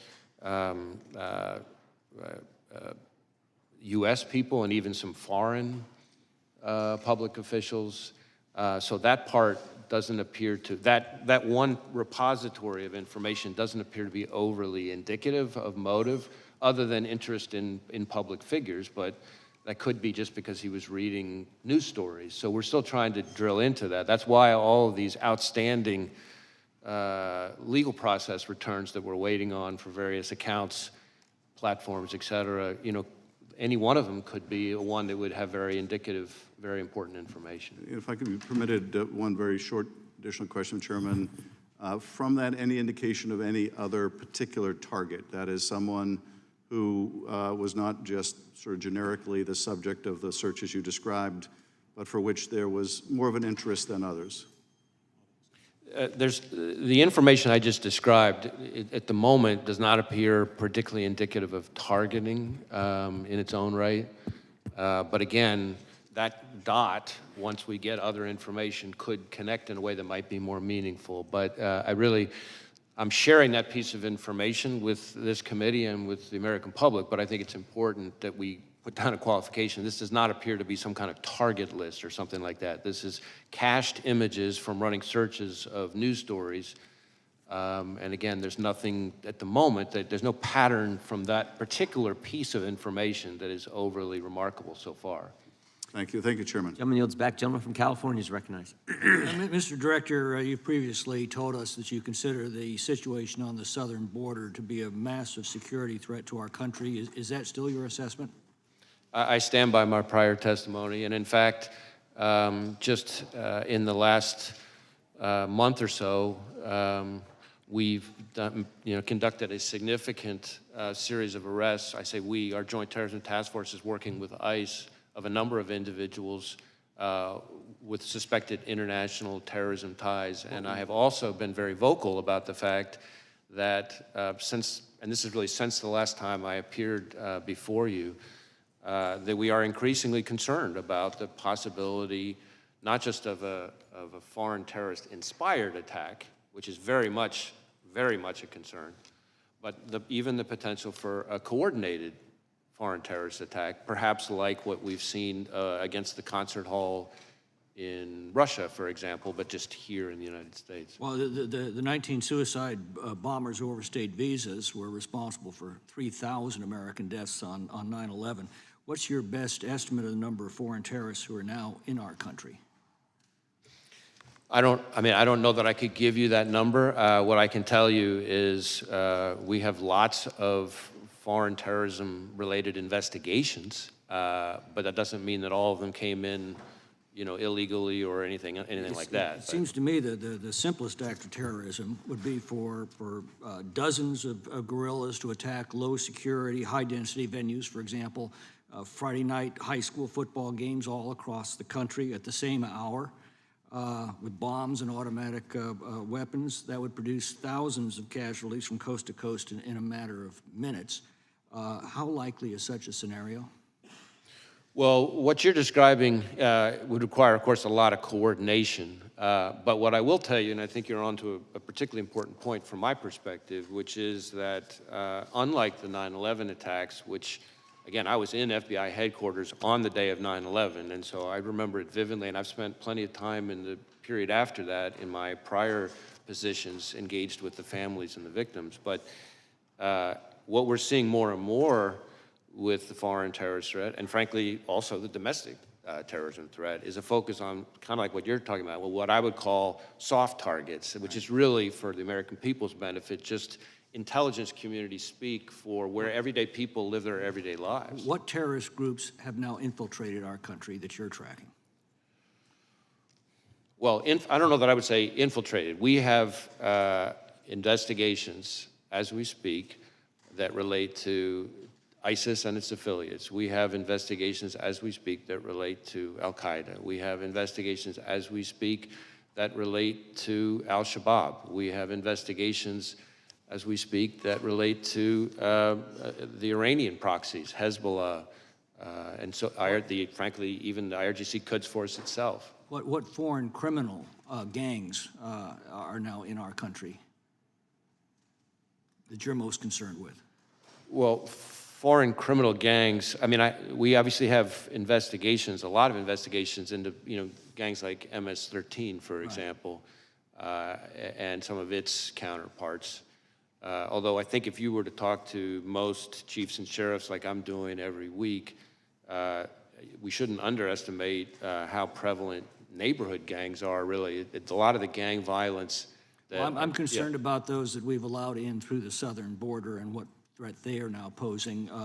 Do you believe that the vetting performed at the southwest border is adequate to ensure that aliens with terrorist or criminal gang ties are not being released into the United States? Well, it's not really for me to speak to the vetting. What I would tell you is that... you have to deal with it once they're released into the United States. And one of the concerns that I have, which I touched on briefly in my opening, is there's been a lot of focus on the number of known or suspected terrorists encountered at the border, and that number has increased over the last 5 or 6 years, and that should be of concern. But frankly, to me, the bigger concern is individuals who weren't, either weren't on the watch list at the time they came in because there wasn't information known yet that ties them to terrorism, and it's only after they get in that some new piece of information develops somewhere overseas, and now we know. That's a bigger concern. We've been warned that they basically vet against a blank sheet of paper. If they don't have a record in this country, Border Patrol probably doesn't have any record. They're released into the country, and you find out later of the dangers. Right, or if they use fake documents and there aren't biometrics to connect them. Sometimes there are people who come in who, because of the nature of the threat information that puts somebody on the watch list, there wasn't, fingerprints from the person at the time, because not every piece of intelligence comes with fingerprints. So then the guy comes in using fake ID, and of course, there's no reason to connect them. And of course, the 2 million gotaways you know absolutely nothing about. Exactly.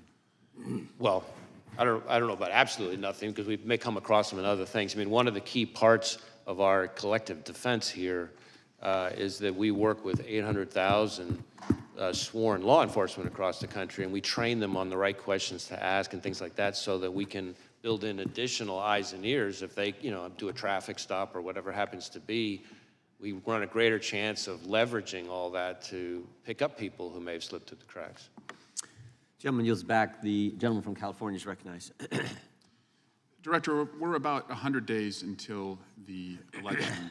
Russia has attacked our democracy in past elections. Are they seeking to do it in this one?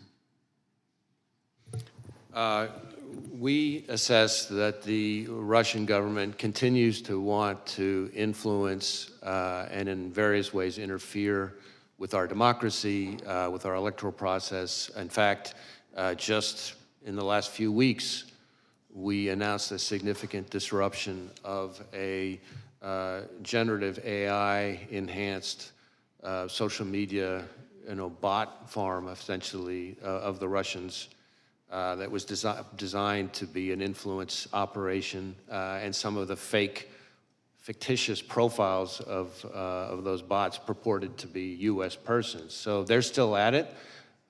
We've seen that in election cycle after election cycle. Do the Russians have a preferred candidate? I'm not sure that I could speak to that here, but certainly what I would tell you is it's not just the Russians, and I think that's important for people to know too. There's a lot of attention to the Russians, as there should be, but we also know, you may recall that in 2020, Director Ratcliffe and I announced an effort by the Iranians to try to interfere, and more recently, we've had indictments related to China. 34 Chinese MPS officers creating fictitious personas, posting false information online, full of narratives designed to sow divisiveness, discord, undermine us. And I'm talking about narratives that they were pushing, again, purporting to be Americans, but actually Chinese MPS officers.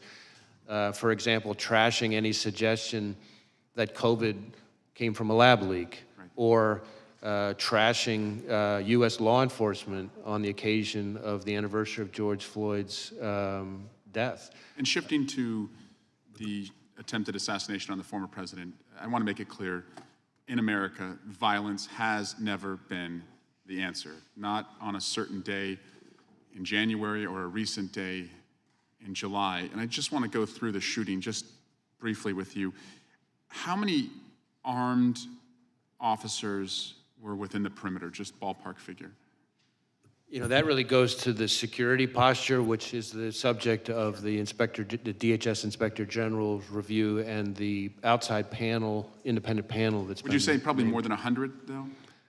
I have to believe that number, but I don't have that number at my fingertips. Our focus is on the shooter and his attack. And the shooter was able to get 8 shots off before he was killed? That's what it would appear, yes. Type of weapon used by the shooter was an assault rifle? Was an AR-style rifle. So that means one trigger pull, one round, is that right? Essentially. Do you like to shoot? Do I? Yeah. Yes. Do you know the difference between an AR and a bolt-action rifle? I'm not going to try to sit here and engage on sort of firearms expertise, but I've fired a variety of weapons. But had the shooter used a bolt-action rifle, would that have been one trigger pull, one round? That's my understanding. Would there had to have been more, well, on an assault rifle, trigger pull, round, bolt action, non-assault rifle, what's the difference? Is it faster, slower? He was able to get more rounds off more quickly than he would have with other kinds of weapons. And that's my point, is that we can add additional resources to protect political candidates, and we should. The people who went to that rally deserved to be protected from gun violence, just like the students at Parkland deserve to be protected from gun violence, just like the babies at Sandy Hook deserve to be protected from gun violence. So we'll devote more resources. We've added a presidential candidate who is also now protected. But if we're being honest with ourselves, we have armed this country to the teeth. And we have allowed the most dangerous people to have access to the most dangerous weapons. I say that as a parent of a 7-year-old and a 5-year-old and a 2-year-old, the 2 oldest who have done multiple mass shooter drills in their classrooms. I say that as a brother to 2 police officers who walk a very violent beat. And I say that as an elected official who believes that my colleagues deserve to be as safe as I deserve to be when we are at political rallies. And so we really need to step back and think, if we allow these weapons to be in our country, can we truly protect our elected officials, and can we truly protect, most importantly, our children and the next generation? I yield back. Gentleman yields back. It is good to have Mr. Massey back with us today. Some of us had a chance to go to Kentucky over the last few weeks and visit with Thomas and his family and hear all kinds of wonderful stories about Rhonda. Amazing, amazing lady, gentle spirit, and we're glad to have Mr. Massey back with us. And next 5 minutes belong to you, Congressman. Thank you, Chairman. Director Wray, how many counter snipers were present at the rally that day, and which of the counter snipers took the shot that took out the would-be assassin? I don't have the number of counter snipers. I know it was the Secret Service counter sniper who took the shot that eliminated the shooter. And we've conducted a number of interviews, including of him. So was it one of the two that we see in the videos on top of the roof, or was it a different location that shot was? I'm afraid I don't have that at my fingertips here. Okay. You mentioned that the would-be assassin bought a 5-foot ladder. You have a credit card evidence of that. But it looks like on the scene there was a larger ladder that he might have used. Do you know which ladder he used to get to the roof? And do you have possession of that 5-foot ladder and the other ladder? And do you know how the taller ladder got to the scene? So this whole business about the ladder is something we're drilling into more. We do have possession of the 5-foot ladder that he purchased close in time to his attempted assassination. That we've traced the purchase of that ladder from a receipt, a bloodied receipt that he had on him at the time his body was recovered on the roof. We do not yet know for sure how exactly he got up on the roof. We're looking at, various forensic pieces to try to kind of piece that together. So more to come on that. Do you know where the 5-foot ladder was found or retrieved? Was it near the roof, or was it still in his vehicle? Neither. I don't have it in front of me, but I know that it was not. I know that it was not on scene, and I know that it was not in his vehicle. But we can circle back to you and get to that. Is there any evidence at all that he may have been in contact with somebody else before this occurred that may have had any prior knowledge or may have helped him plan this event? Well, needless to say, that is a question that we're intensely focused on, because that would obviously be incredibly meaningful. So far, underline, so far, we have not found any evidence of any accomplices or co-conspirators, foreign or domestic. And you're using geolocation data to see if his cell phone was near another cell phone, I presume? Right, we're doing lots of different kinds of cellular analysis, geolocation stuff, looking at his accounts. He, from everything we've seen, which is consistent with what we've learned in interviews, a lot of people describe him as a loner. That does kind of fit with what we're seeing in his devices. His list of contacts, for example, is very short, compared to what you would normally see from most people. So it doesn't appear to be a whole lot of interaction between him, face-to-face or digital with a lot of people. Okay, thank you. That doesn't mean there's not any, and that's why we're drilling into. We're trying to talk to anybody who's had any engagement with him whatsoever, digital, in person, classmates, coworkers, right, et cetera. Appreciate that. And now I want to talk about another possible assassination attempt, and I'll start by showing a video of President Biden, and this is from recently. This is in the last month, if we can play that. Gallows erected to hang the Vice President, Mike Pence. I think it's fair to say it's one of the darkest days in the history of America.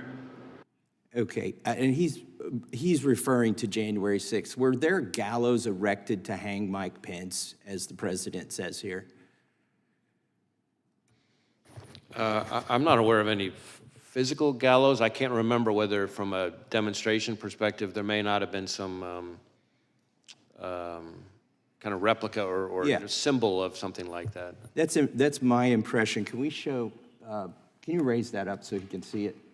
It looks like there was some kind of prop that was built. The construction doesn't look like it lends itself to actually hanging somebody. It's more of a prop, I think, as you suggested, that was erected on January 6th. But if the president were correct, that these gallows were erected to hang Mike Pence, that would be a very serious allegation, wouldn't it? I would take it very seriously, yes. Has anybody been arrested, or do you have any leads in conjunction with the erection of this gallows? We had a picture here on the screen, if you can show it again. It was just up there. There's an individual here who's seen near these gallows. Has he been arrested? Have you identified this person? I don't know that I could speak to this specific person or the the gallows that are pictured on the image. You know, we have had, I think, 850 people who have pled guilty to federal crimes related to January 6th, and I think, you know, another 180, I think it is, convicted at trials. So I can't be sure. And some of them merely for going into the Capitol, but here the president suggests that individual intended to hang Vice President Pence, which seems like kind of a wild claim myself, given the construction of those gallows. But if we are to take him seriously, or even if we aren't, let me just finish by saying this. If you have no leads or you're not sure if anybody who erected those gallows was arrested or is being investigated, you know, were there any confidential human sources involved from the FBI or any other agency in the erection of that prop, those gallows? I'm not aware of anything like that. All right. Thank you. I yield back. Gentleman yields back. Gentlelady from Washington is recognized. Thank you, Mr. Chairman. Welcome, Director Wray. Political violence of any kind is dangerous, unlawful, and totally unacceptable. Just as we all watched and then unequivocally condemned the attempted assassination attempt on our former president, I wish that we could all come together to unequivocally condemn the act of political violence on January 6th, instead of defending props that were used, that were harmful, dangerous props of gallows, attempting to show what people wanted to do to Vice President Pence. Extremists attempted to subvert our democracy in the worst assault on the U.S. Capitol since the War of 1812.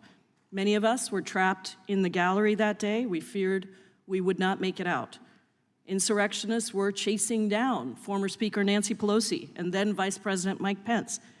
And I myself have been the direct target of political violence when an armed man with a gun showed up at my door, threatened me and my family, and we actually ended up having to move our home. So I understand the increased tenor of political violence that is racking our country. It has been on the rise, fomented by violent and dehumanizing rhetoric from top public officials, including the former president and members of Congress, sadly, and bolstered by the proliferation of easily accessible guns, including assault-style weapons. All of this violence is unacceptable, and I wholeheartedly condemn it. I just hope we condemn all of the violence, not just one or two incidents.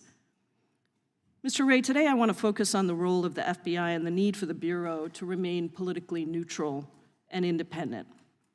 The FBI cannot and should not be subject to the whims of any president. The majority apparently doesn't think that the FBI needs to be politically neutral and independent. They want an FBI subordinate to the president, not accountable to the American people.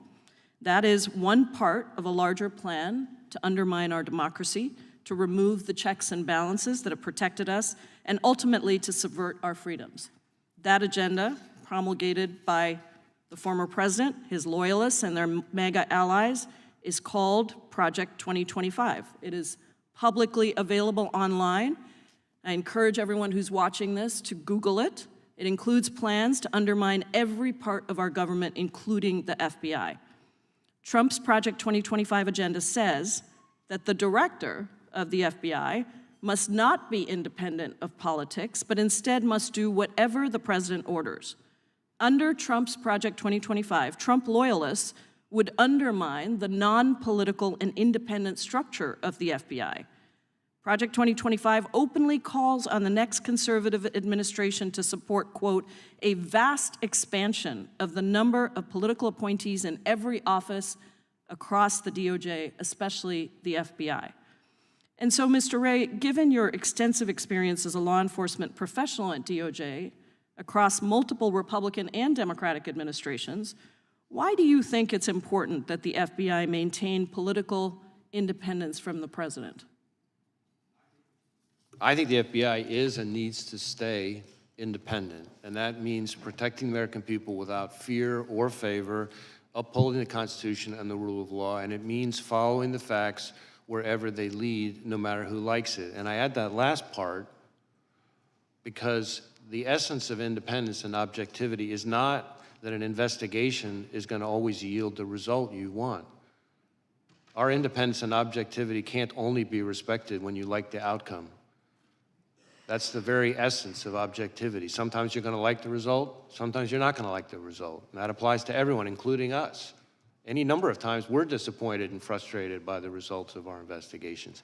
But the alternative is an erosion of the rule of law, where the only thing that distinguishes one investigation from another is power. And that's what you see in some of authoritarian countries around the world. So I'm not familiar with this particular No, I didn't ask you to Project comment on that. 2025 No, I just thing. I wanted to don't know anything about it, but what I can tell you is, from my perspective, the FBI needs to be functioning as independent. Doesn't Thank mean you. it's not part of the executive branch. It doesn't mean the FBI director doesn't serve at the pleasure of the president, but it does mean that the way we do our work Has to be objective. has to be independent. Yeah, thank you. I have another question about the role of attorneys at the FBI Office of General Counsel. How do we protect that work? I'm sorry, could you repeat the question? The role, what role do the attorneys at the FBI Office of General Counsel play in ensuring that the Bureau respects the constitutional rights of American citizens? How do we protect that work?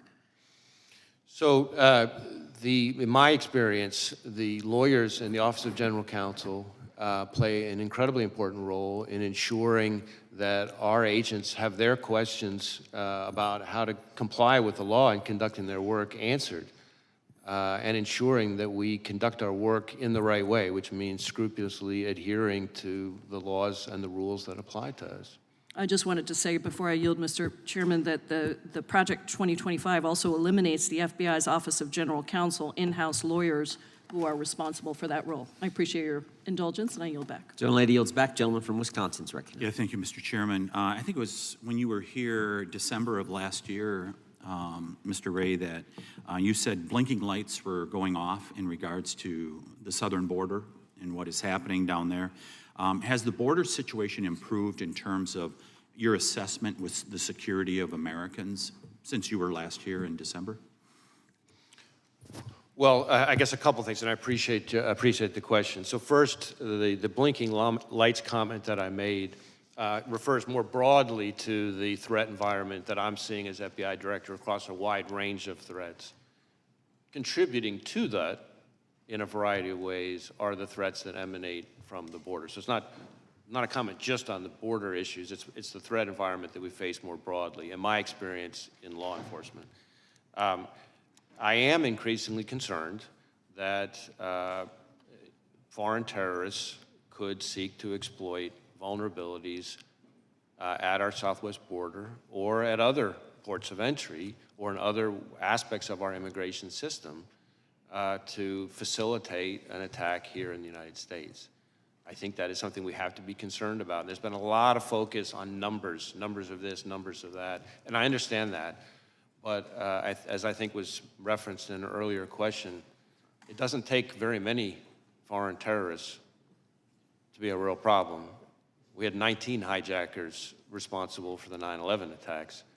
And we just, not that long ago, had a case, some of the members of the committee will remember, where we charged an individual for trying to smuggle individuals in to assassinate former President Bush. Are you concerned that the Border Patrol chief, former Border Patrol chief Rodney Scott, said that he was concerned about very, very minuscule data that they were receiving? So there's all this, we are told that illegal aliens are vetted against databases, but oftentimes they're doing biometrics as they come into this country, but not looking behind it in their home countries. Does that concern you when there's not a review done in the home country? Well, we certainly need as much help as we can get from the countries of origin of these people. And when I say origin, not just where they come from originally, but countries they've come through. And the biometric enrollment piece is, of course, an important one. We have situations where even if... Are we doing a thorough enough job of reviewing them, their actions and their lives in their home countries before they came here? Well, I mean, we need more help from our foreign partners. There's no question about that. And I think that's an important part of it. How about our domestic partners like the CIA and others that are supposed to protect us? So there's been a lot of discussion, of course, over the last several years about the pivot to what's called the hard targets, right? The understandable focus, which I support, of of focusing on the threat posed by China and Russia and Iran. But with that comes, if you look at, for example, the withdrawal from Afghanistan, we start to lose sources of information about foreign terrorist threats from overseas, and that is a concern to me. Yeah, my time's running out. Has Vice President Harris met with you in regards to the border? Well, I've been in meetings that have included the Vice President that have in different ways touched on border Has she issues. specifically asked you for a meeting in regards to the threat that is at the border? You know, I'm not going to get into sort of specific meetings, but I can tell you that I've been in meetings that have included, among other people, the Vice President that touch on border security issues. Did she ask you questions about what you thought needed to be done in regards to reducing this threat to the American people? You know, I really can't get into specific conversations. Is support for President Trump a security concern within the FBI? I'm sorry, I couldn't hear it. Is support for President Trump a security concern amongst your employees? No. Is objection to the COVID-19 vaccine a security threat? Not from my perspective. Who improved what is termed the Trump questionnaire within the FBI that was done by SIIS? Dina Perkins, Jeffrey Ventry were behind it. Who was responsible for that? And did you know that there was a Trump questionnaire out there? So the document you're asking about is an interview outline that we only recently learned about, and in my view is completely inappropriate. I asked my team to get to the bottom of what happened and to ensure that it doesn't happen again, and I've learned that it's not an FBI form, that its use was isolated, that it was created not by an FBI employee, but by an outside contractor, and that individual is no longer affiliated with the FBI. But we are sending what we have found to the Office of Inspector General, and we'll cooperate, of course, with anything they find. Mr. Chairman, I'll just close with this. We keep hearing about these isolated examples, whether it's Richmond Catholics, this instance. When isn't it a pattern? I yield back. Gentleman goes back, Mr. Correa. Thank you, Mr. Chairman, and Director Wray, welcome again to this committee, and I want to thank you and your agents for the good job you're doing to protect Americans. Earlier this week, I was part of the group that went out to visit Butler, Pennsylvania Homeland Security members. I agree with my colleagues that have said violence has no part in our democracy. And I trust you will investigate the events surrounding July 13th thoroughly. I'm going to ask you a question. I hope you keep it in mind as your investigation proceeds, which is, who's in charge? Who's in charge at a campaign rally, setting it up? Secret Service or a campaign? And I ask this question because when I was there, had a couple of law enforcement individuals alluding to that question as well. They gave me an example. They said, if a Secret Service says you need to set up a line of dump trucks behind the stage to serve, to protect the candidate, and the campaign says that's bad optics, who ends up winning the debate? So my question is, who's in charge? And as you investigate this crime scene, hope you ask the locally elected officials. I spoke to a county supervisor, local police and sheriff. They all had information they wanted us to know, to relay. We just didn't have the opportunity to sit down and talk to them. There was a lot of concern that they weren't given enough time to prepare for this rally. They thought there were things that could have been done better. And ultimately, what I keep thinking, what I keep coming back to is question, who's in charge at these rallies? I think it's an important one because we have an election right around the corner. Pennsylvania, Butler, these areas, battleground states around the country will continue to be areas where our candidates, both sides, will show up, and the threats will continue to be there. So I hope, Director Wray, that you'll keep that statement in mind as you continue to investigate this crime scene. Well, I appreciate the question. I will tell you that we've conducted well over 400 interviews, but we have many more still to conduct. And as is not unusual in an investigation, I'm sure there will be situations where we have to go back to people we've already interviewed with follow-up questions. And our interviews cover a wide range of people. I do think it's important to make sure that the committee and the American people understand the scope of our investigation versus the scope of others. Our investigation is focused on the shooter and his attack. There is, of course, and I understand completely why, there are two separate reviews, one by the DHS Inspector General and the other by this outside independent panel that's been announced, that are focused on the security posture, the adequacy of the security posture at the rally, Secret Service decision-making and actions and things like that. And so I certainly understand why there are all those questions, but those are in scope of those two other reviews, and of course, whatever Congress chooses to do. Our investigation, though, because of our interviews of people who are on the scene, will relate to that in some ways, and we're going to share whatever we learn that's relevant with those other reviews. Director Wray, my last minute that I have, I'm going to flip quickly to your good job resources. Earlier this year in the Appropriations Committee, you testified that you were, for 2024, your budget was $500 million below what you needed to sustain your 2023 efforts. A few minutes ago, you talked about foreign terrorists. The last few weeks, I know information has emerged.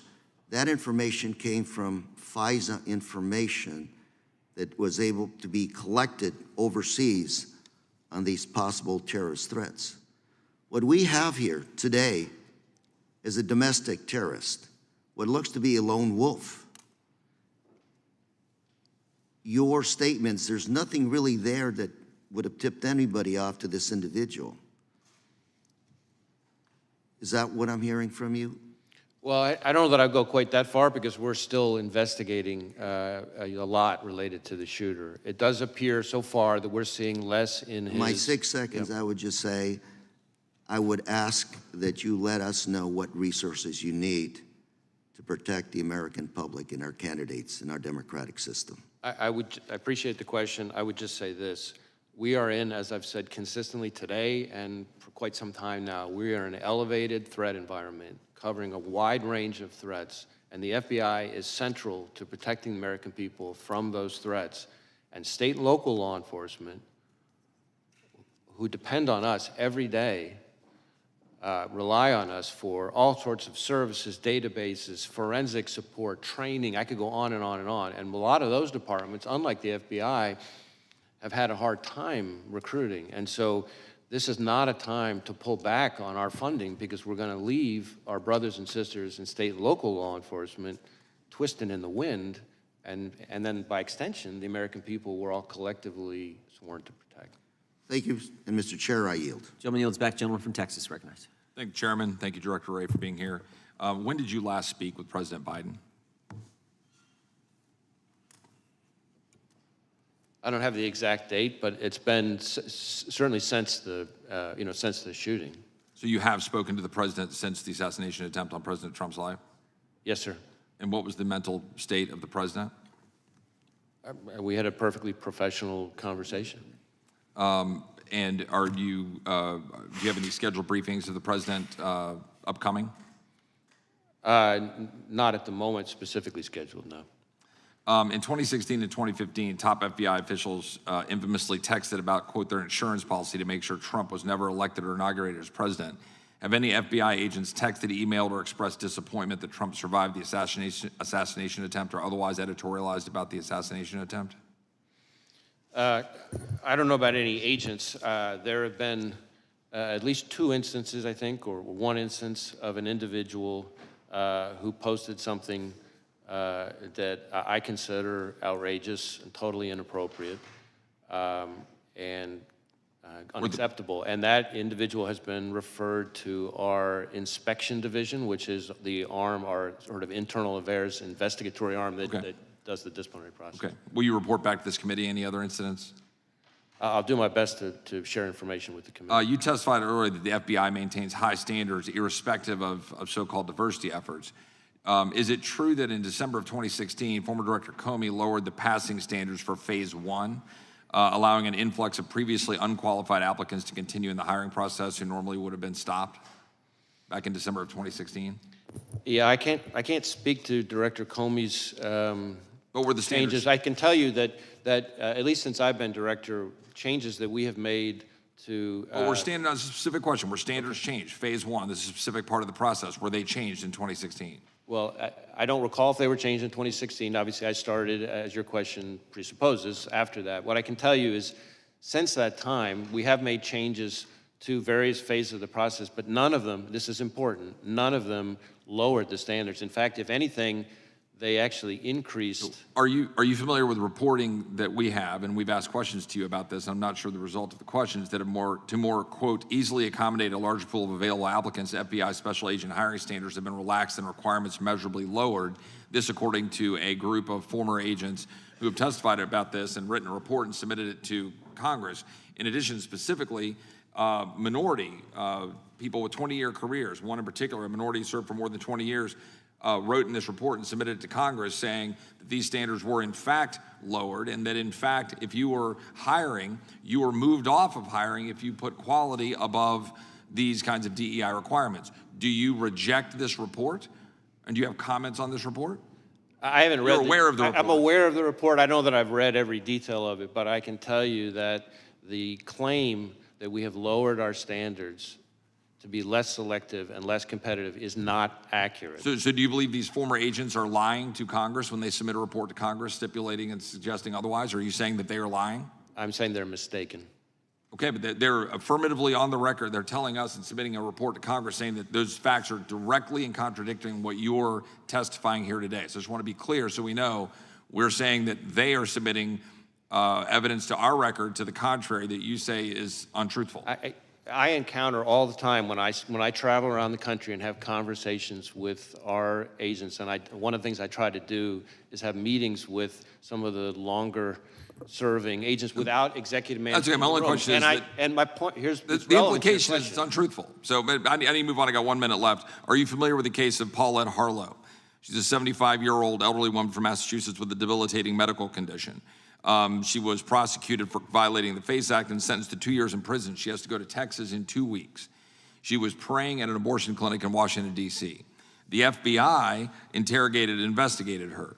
Do you think it is appropriate for a 75-year-old woman who is praying at a clinic in D.C. to be put in prison for 2 years for that activity? Just a simple question. Do you think that's appropriate? I'm not familiar with the specific case. You're not familiar with that case. It's been significantly in the headlines, but you don't know how to comment on that case, that it's appropriate for a 75-year-old woman to be put in prison for 2 years for praying at a clinic. Again, since I'm not familiar with the case, I don't want to start weighing in because I don't know all the facts. But what I can tell you is that when it comes to FACE Act enforcement and abortion-related violent extremism, I think one of the things that gets lost, and I appreciate the opportunity to clarify it, is that really since the Dobbs decision, actually, more of our abortion-related violent extremism investigations have focused on violence against pro-life facilities, as opposed to the other way around. And we've had a number of investigations. We're using FACE Act resources and our JTTFs. We're still waiting on responses on letters that we've sent indicating the data to the contrary, that there's been significant amount of efforts in targeting of people who are pro-lifers who go to clinics and that they've been prosecuted, like this case, a 75-year-old woman who is now going to jail in Texas for 2 years because she was praying at a clinic in Washington, D.C. And we've submitted questions on that, and I'd appreciate a response on it. I yield back. Gentleman yields back. Gentlelady from Pennsylvania is recognized. Thank you so much, and thank you, Director Wray, for being here and for the work that your team does, as well as for sharing the information that you've been able to today. You just got a couple questions about that seem to imply that there was some problem with the FBI's diversity efforts, and certainly the 1950s version of the FBI was singularly Caucasian male agents, et cetera.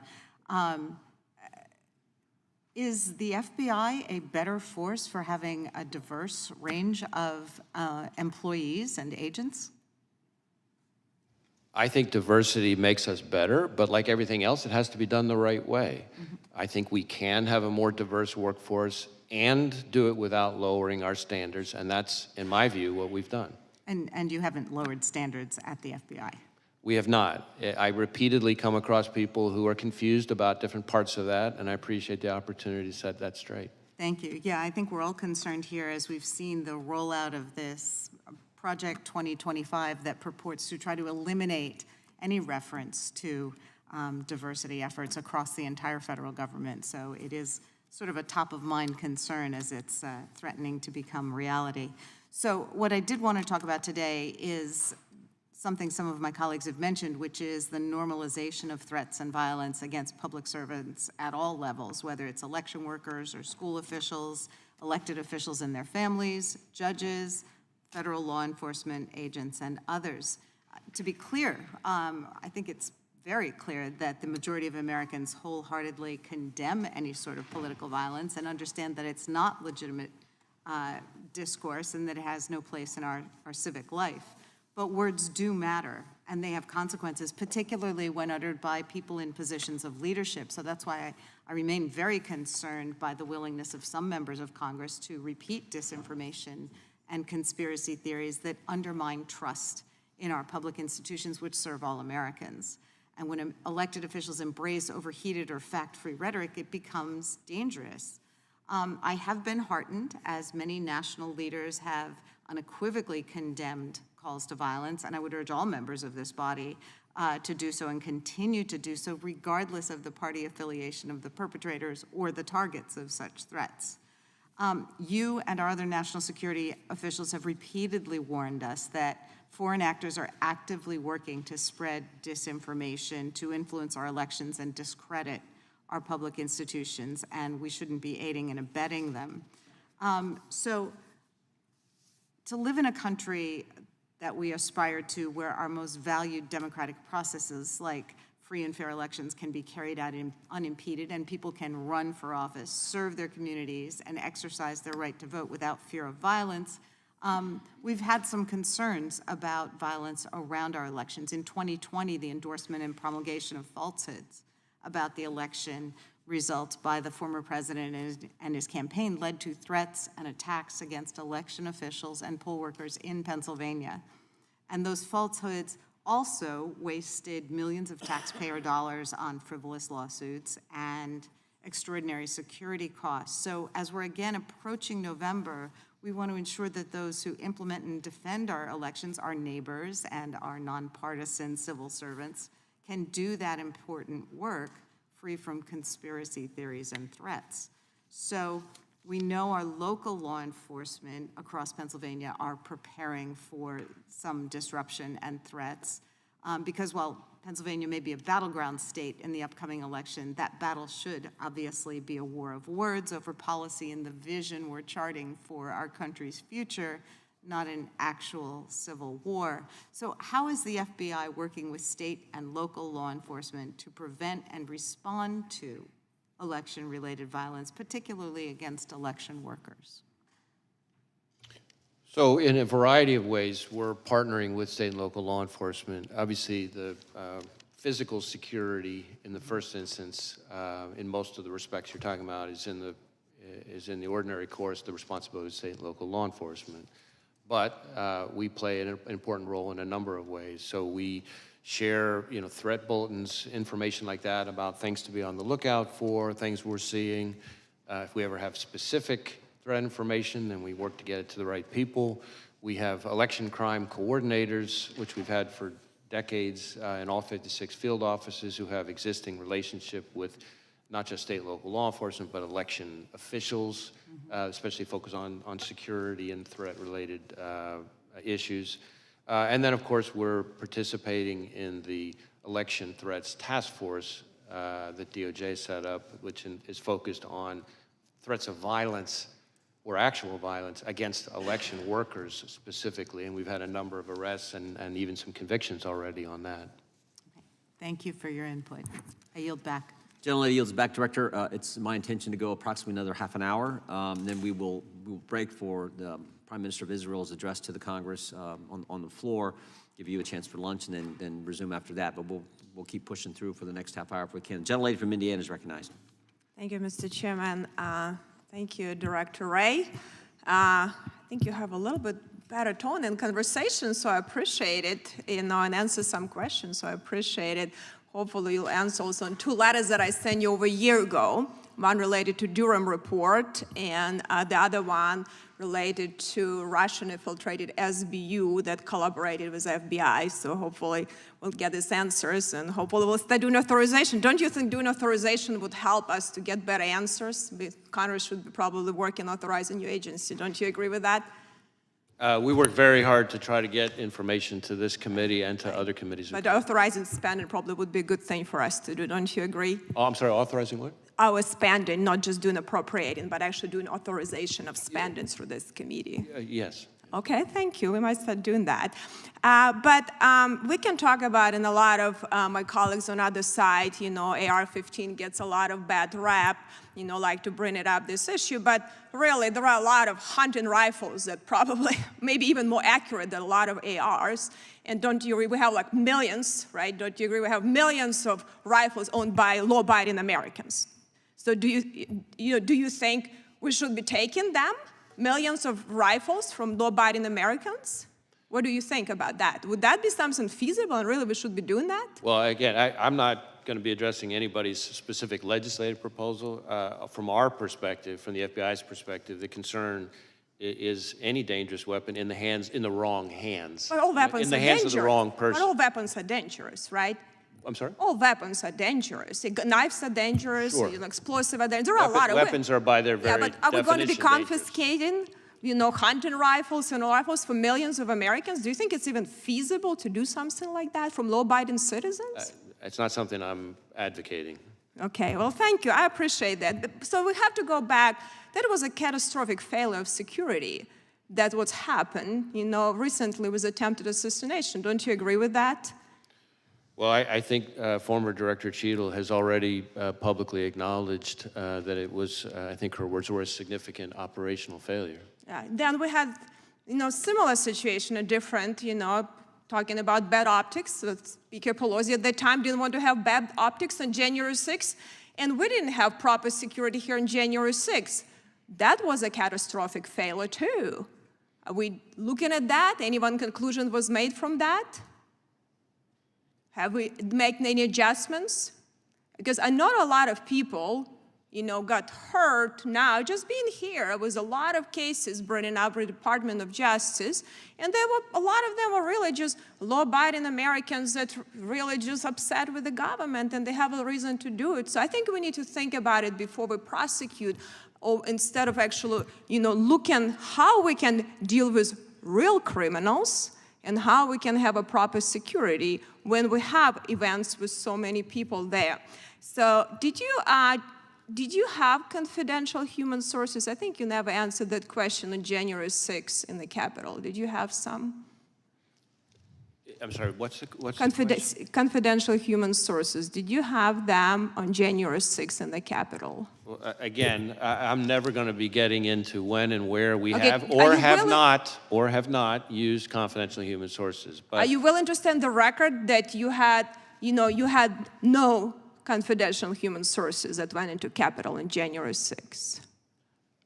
as I've said consistently, I'm not going to get into where we have or have not used confidential human sources. I can tell you that if you are asking if the violence at the Capitol on January 6th was part of some operation orchestrated by FBI sources or agents, the answer is no. No, I didn't ask you that. I asked, so did you investigate any confidential human sources? Did you do any investigation and looking at that? So you're not answering if you had any or not. So if you had potentially, did you do anything you needed to make sure to investigate that none of your sources did anything wrong? If they did wrong, they were prosecuted the same way, like you're trying to prosecute a lot of people that really, even in Supreme Court ruled recently that some unconstitutional charges.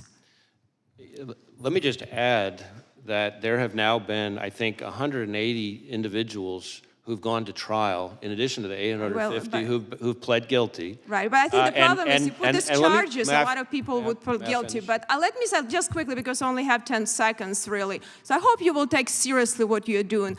You know, related to the border security is also a crisis. You know, your vice president was a lead-in on that. Has she initiated meetings with you to lead, like weekly or monthly meeting where she actually get briefings from you as a lead-in border czar that had that function? Have you had that? Has she initiated any meetings on a regular basis with you? Again, Gentlelady's time has expired. The gentleman can respond. Right. On this issue of confidential human sources, number one, I will say there is a DOJ OIG review that's underway that I think addresses some of these kinds of topics, I believe, but I won't speak for the Inspector General.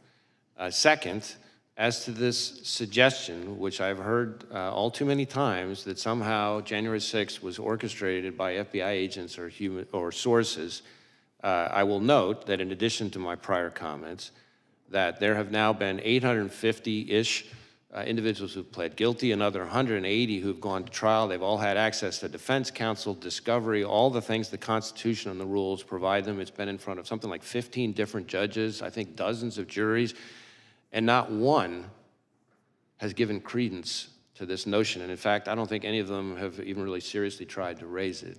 So it's not just my word for it. Look what's happening in the cases. Thank you. The gentleman from Colorado is recognized for 5 minutes. Thank you, Mr. Chairman. Thank you, Director Wray, for being here, for your testimony today, for the work that you do each and every day, and that your frontline agents across the country do each and every day to protect Americans, to keep our country safe. Also grateful for the work that you're doing in investigating the horrific events of July 13th and the attempted assassination of former President Trump, which everyone must and has condemned. I would first just ask, do you believe that the FBI has the adequate resources to ultimately ensure that your agency gets to the bottom of it and fully investigates this terrible crime? Well, we are devoting massive amounts of resources to this specific investigation. We have easily several hundred FBI agents, analysts, and professional staff working on it. It involves over half of the FBI's 56 field offices, almost every headquarters division. We even have some of our overseas offices working on it. You might say, well, why is that? Well, because some of the companies that involve accounts or purchases or communications or what have you that the shooter used are foreign companies, so we have to get evidence from overseas from those companies. I've talked about our lab a little bit earlier today. We've got our Office of Technology Division working on the digital devices. We have our Behavioral Analysis Unit, our BAU, working on helping us build out a profile of the shooter. I could go on and on and on. So it's all hands on deck on this case, as I think is appropriate. Now, when you ask about our resources, I've been public about the fact that the fiscal year 24 budget put us $500 million below where we needed to be to sustain current operations. And on FY25, the current House mark would put us significantly further back behind that and would result in significant risks across every program and our support to state and local law enforcement.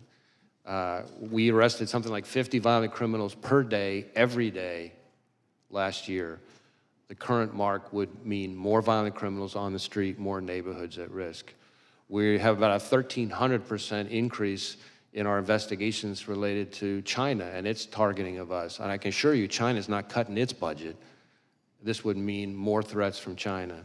We have something like 300 to 400 investigations just into cartel leadership. And about hardly a week goes by when some FBI field office isn't seizing enough fentanyl to wipe out an entire state. Those cuts means more fentanyl on the street, more people dying. So the people who suffer the most are state and local law enforcement and the American people we're sworn to protect. And so let me look just forward to add- working with Congress, but we really need to be smart about what we're doing, and I think that would be a step in the wrong direction given the threat environment that we face. And I couldn't agree with you more, Director Wray, and of course we've talked about this during previous hearings in which you've testified And to be clear, that I think the budget that House Republicans have proposed, which is about a $325 million cut to the FBI, would do precisely what you've described and have deleterious impacts for public safety across our country. And House Democrats are certainly working to prevent those cuts from taking place. You've talked at great length about the events of July 13. There's justifiably a lot of public interest in the investigation, which we understand is ongoing. Wonder if if there's anything that you'd like to disclose or provide to the committee or to the public that perhaps has not yet been gleaned during the course of this hearing, and just give you an opportunity, because there's a lot of folks related to the investigation. Yeah. One thing I can give an update on, which is pretty fresh here. We had some conversations with some of the members about the access to the roof and the ladder and so forth. And our evidence response teams and their forensic collection, we now believe that the subject climbed onto the roof using some mechanical equipment on the ground and vertical piping on the side of the AGR building. In other words, we do not believe he used a ladder to get up there. One question, if the chairman might indulge me with just a few extra seconds. There's an article recently regarding several former Trump administration national security officials who had received a duty to warn briefing from the FBI regarding the potential threat from Iran. And I think there is this article made clear deep concern that these individuals have, justifiably so, about the threat level, and particularly given the events of the last several months, and the need for there to be an increased security posture and security personnel for former officials who may very well still be at risk. And I don't know if you're familiar with that article. I'm trying not to use names here, but I think would perhaps follow up with your agency and with the Department of Justice more broadly to ensure that any individuals who are potentially facing a threat from Iran or another hostile actor in a foreign nation have the resources they need to have the security available to them. So again, without reference to any specific individual, I want to be very clear about this because I've tried to be vocal on this, but it sometimes doesn't get noticed as much, which is that in my view, the Iranian government has been extremely aggressive and brazen. We have seen in the last few years an attempt, I'm speaking just from public information now, an attempt to assassinate a former U.S. National Security Advisor on U.S. soil. We have seen an attempt first to kidnap and then to try to murder an American dissident/journalist who was a critic of the Iranian regime, right smack in the middle of New York City. We have seen a cyber attack against a children's hospital in New England that ties back to Iran. We have seen, as I've testified before, as Director Ratcliffe and I announced, an effort by the Iranians to target the 2020 presidential election. And that's all before you even get to the fact that the Iranian government is the leading state sponsor of terrorism. So if that's not enough to convince people that Iran is a threat, I don't know what is. But Director, was there a distinction between what the gentleman from Colorado raised and what you just said, this general concern in these specific instances you talk about, and a direct specific threat on President Trump that's distinct from what you've been describing as this general concern with Iran? Well, again, I can't get into specific pieces of classified. And if so, when? If it was a distinct threat on President Trump, when did that take place? Yeah, all I can tell you, certainly in this kind of setting, is targeting of U.S. officials for the Soleimani strike is something that is a reality that the Iranian government has at times called for very publicly. And whenever there is reporting, let me try to answer your question this way. Whenever there is reporting about any of those protectees, we share the information in a variety of ways, working with the intelligence community, working with whoever is the protective service with responsibility for that individual, and we do it in a timely way using the duty to warn process that was just referred to. And to my knowledge, everything along those lines that's relevant was shared in a timely way with the relevant people. Thank you. The gentleman from Wisconsin is recognized. Director Wray, thanks for being here. Where were you when you heard that President Trump was shot, and then what were like your immediate actions, response to that as director? I was about to have dinner with family, and I was horrified and angry.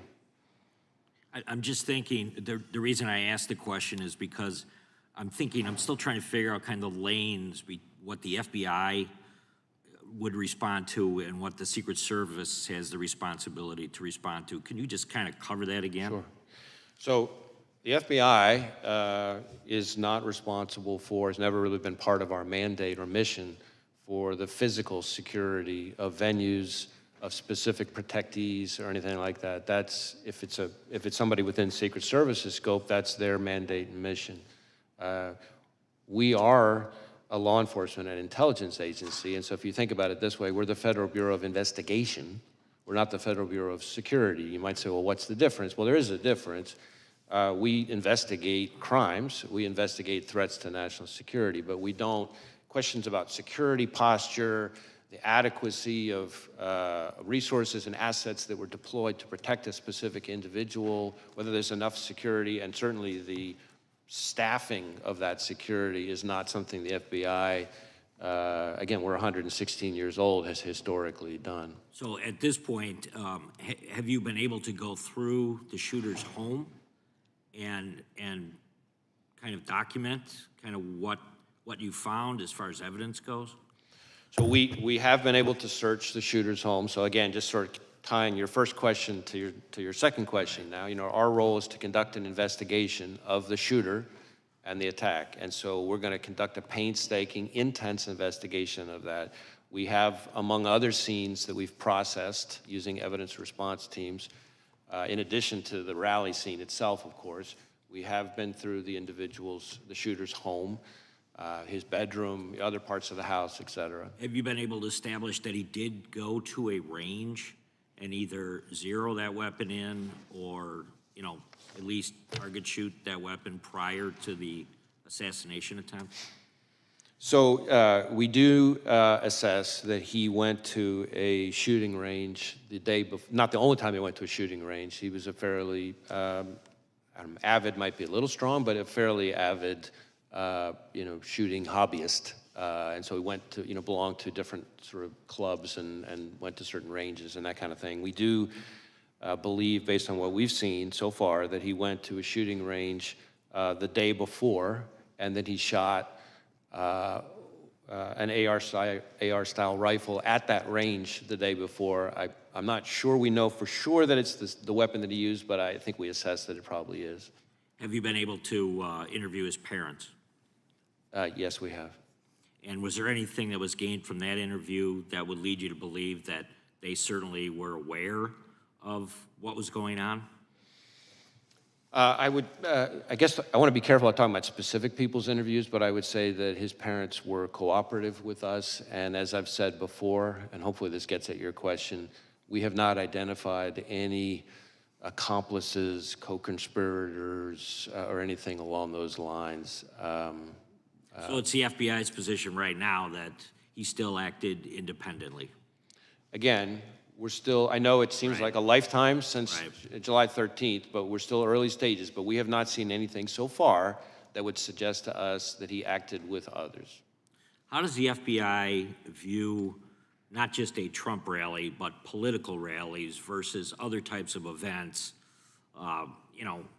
from a security perspective, compared to a college football game or any mass, large crowd type gathering? Because I think one of the things that's most difficult to really to swallow at this point is that the idea that these Trump rallies have been happening for years and that there could be such a lax approach to the physical security of those fairgrounds that day. And I'm wondering, where does this fall? And then on top of that there were other presidential candidates out there that didn't have full Secret Service protection. RFK Jr. has been the most vocal about it. I was wondering if you could comment on the facilities as well as providing security for presidential candidates. Well, again, I want to be a little bit careful to stay in my lane because, again, security posture and the adequacy of the security posture is really the core expertise and responsibility of agencies like the Secret Service. But certainly it is, I think, fair to say that outdoor events, whether they're political rallies or, as you say, you know, a college football game in an open stadium, a concert, these are places that are often, you know, particularly challenging to secure adequately because the range of threats that can face them are higher. In addition to that, as has been discussed a little bit here already in today's hearing, just threats to public officials, including politicians, is an increasingly pervasive part of today's landscape, and so that adds to the challenge. So you're talking about the combination of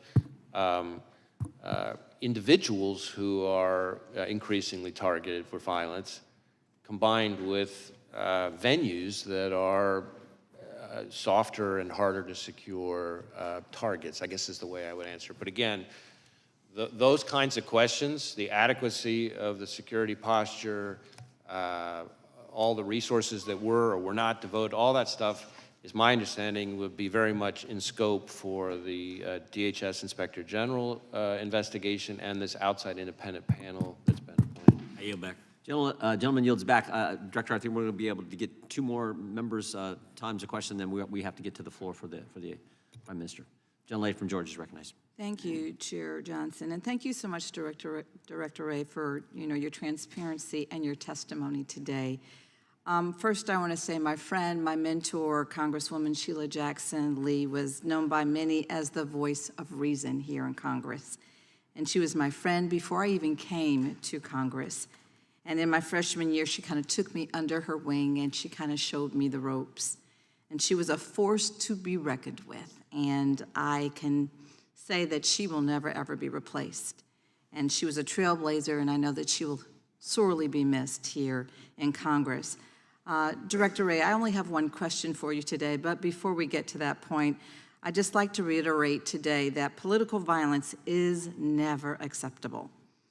Regardless of how different our political values and views are, attempted assassinations are a stain to the very democratic ideals of this nation.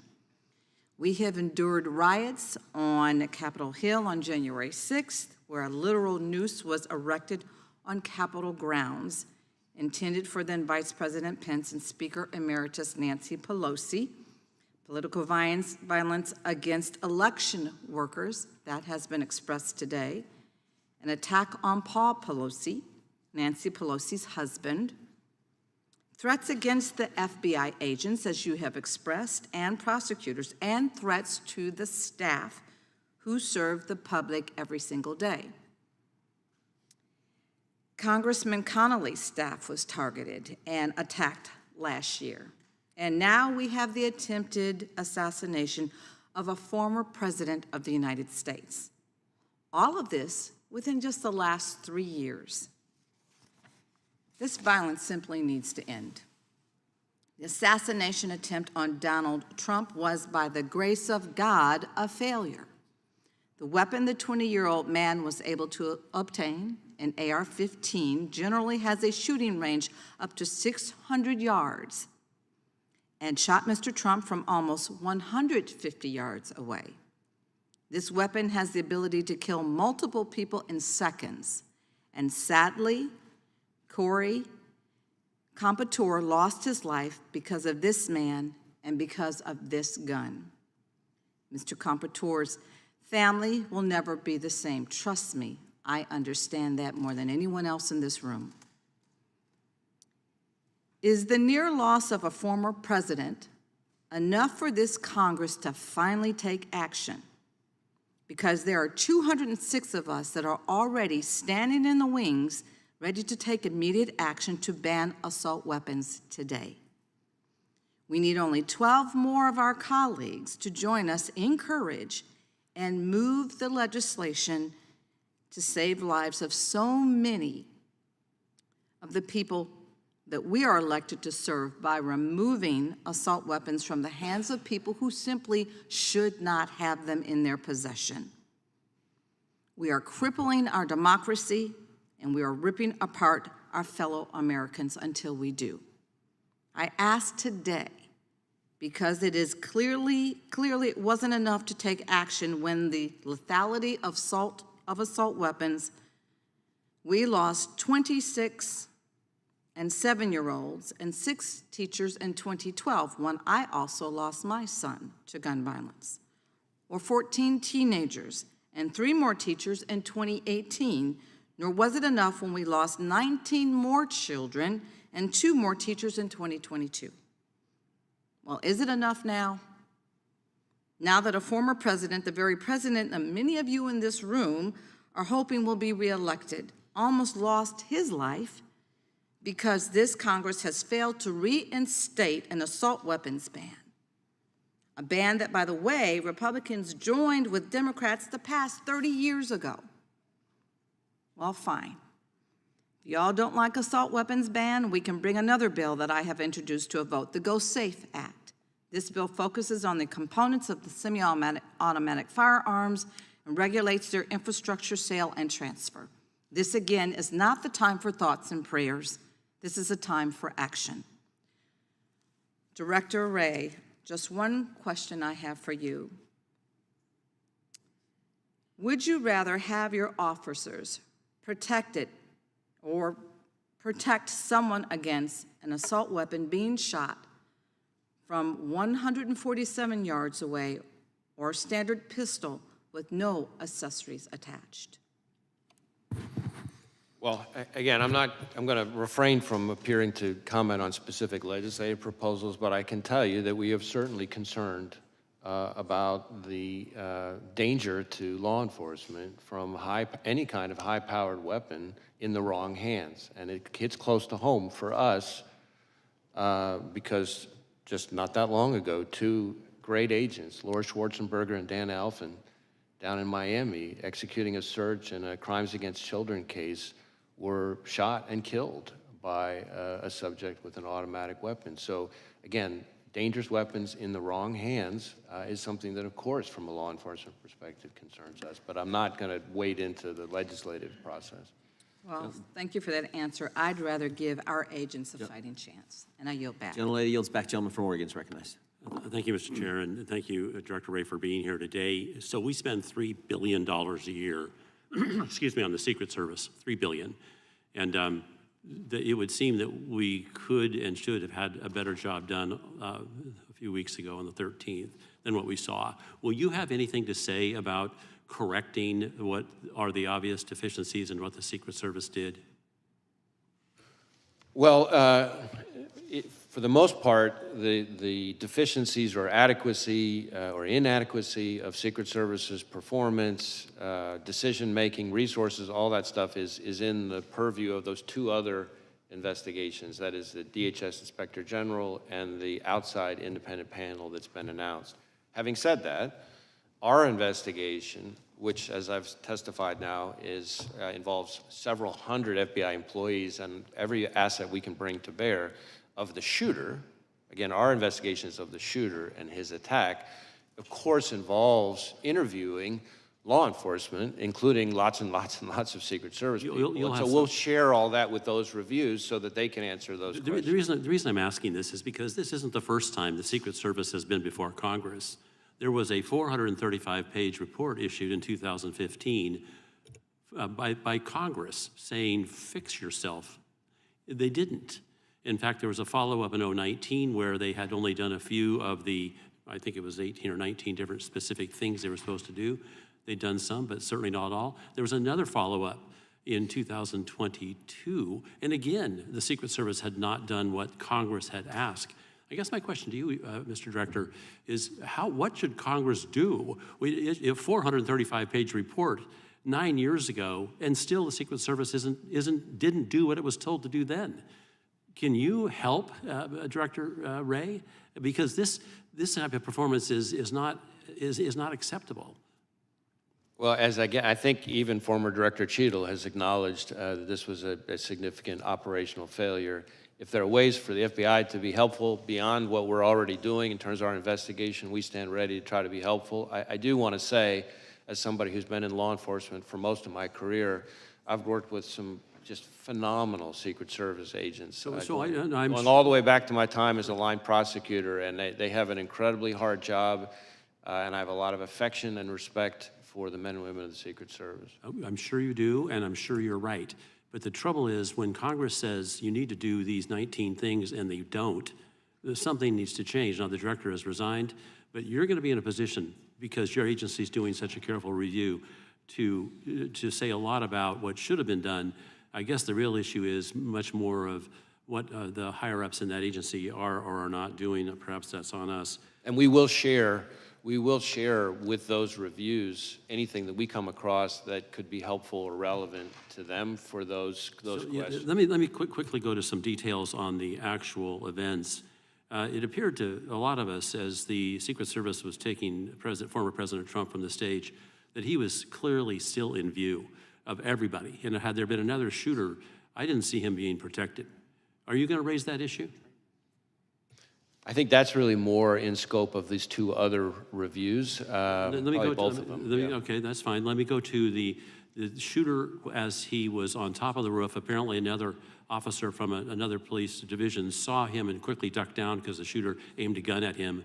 And then the shooter apparently, was he prone at the time he took the shot toward the president? So my understanding is that the local officer that we're talking about, with the assistance of another local officer, was able to kind of get up and see onto the roof where he observed the shooter, I believe, in a prone shooting position. The shooter then turned and faced him, the local officer, with the weapon. From the prone position. That's my understanding. And then he went back to the prone position. And this is all seconds before the shooter took his But that entire time, the shooter was in the scope sight of the counter sniper, correct? That one I'd have to double check on. I know we've interviewed the counter sniper, but I'm not sure I know the answer. The counter sniper didn't take a shot until after the assassin attempted to shoot the former president and others. He got off 8 shots before the counter sniper shot the shooter. What's with that protocol? Can you get that fixed? Well, I really want to be careful not to be, given the scope of our investigation, somehow second-guessing the very difficult act and decision it takes for a counter sniper to kill another human being in that situation. It's all happening in seconds. So 8 shots. Yeah. And that was after he'd been seen for 20 minutes. I yield back. Thank you. Director, that's an important question, though, because you've talked to the counter sniper. And that, I mentioned this in our opening statement, that critical 5 minutes from 6:09 to 6:14 and what takes place there is critical. And I think that's what the gentleman was getting at. And we were hopeful that you could tell us something about your interview with the counter sniper. Yeah, I guess I want to distinguish a couple things. There is some individual, not law enforcement, I believe, who spotted the shooter on the roof a few minutes before. But I think law enforcement spotting him with the weapon on the roof is seconds before the shot. Okay, So that's important. yeah, 'cause so there's two different things I think going what you're on saying there. is it wasn't maybe that if the bad guy shoots at 6:11, then you're saying this encounter with local law enforcement that Mr. Bentz was just getting into happened just seconds before that and maybe not 2 minutes before that? That's my understanding. That, in other words, that there's different things here. There's an individual, at least one individual I can think of, not law enforcement, member of the public, who observed him on the roof. Not clear whether or not the individual saw a weapon or not, but saw him in a way that was concerning.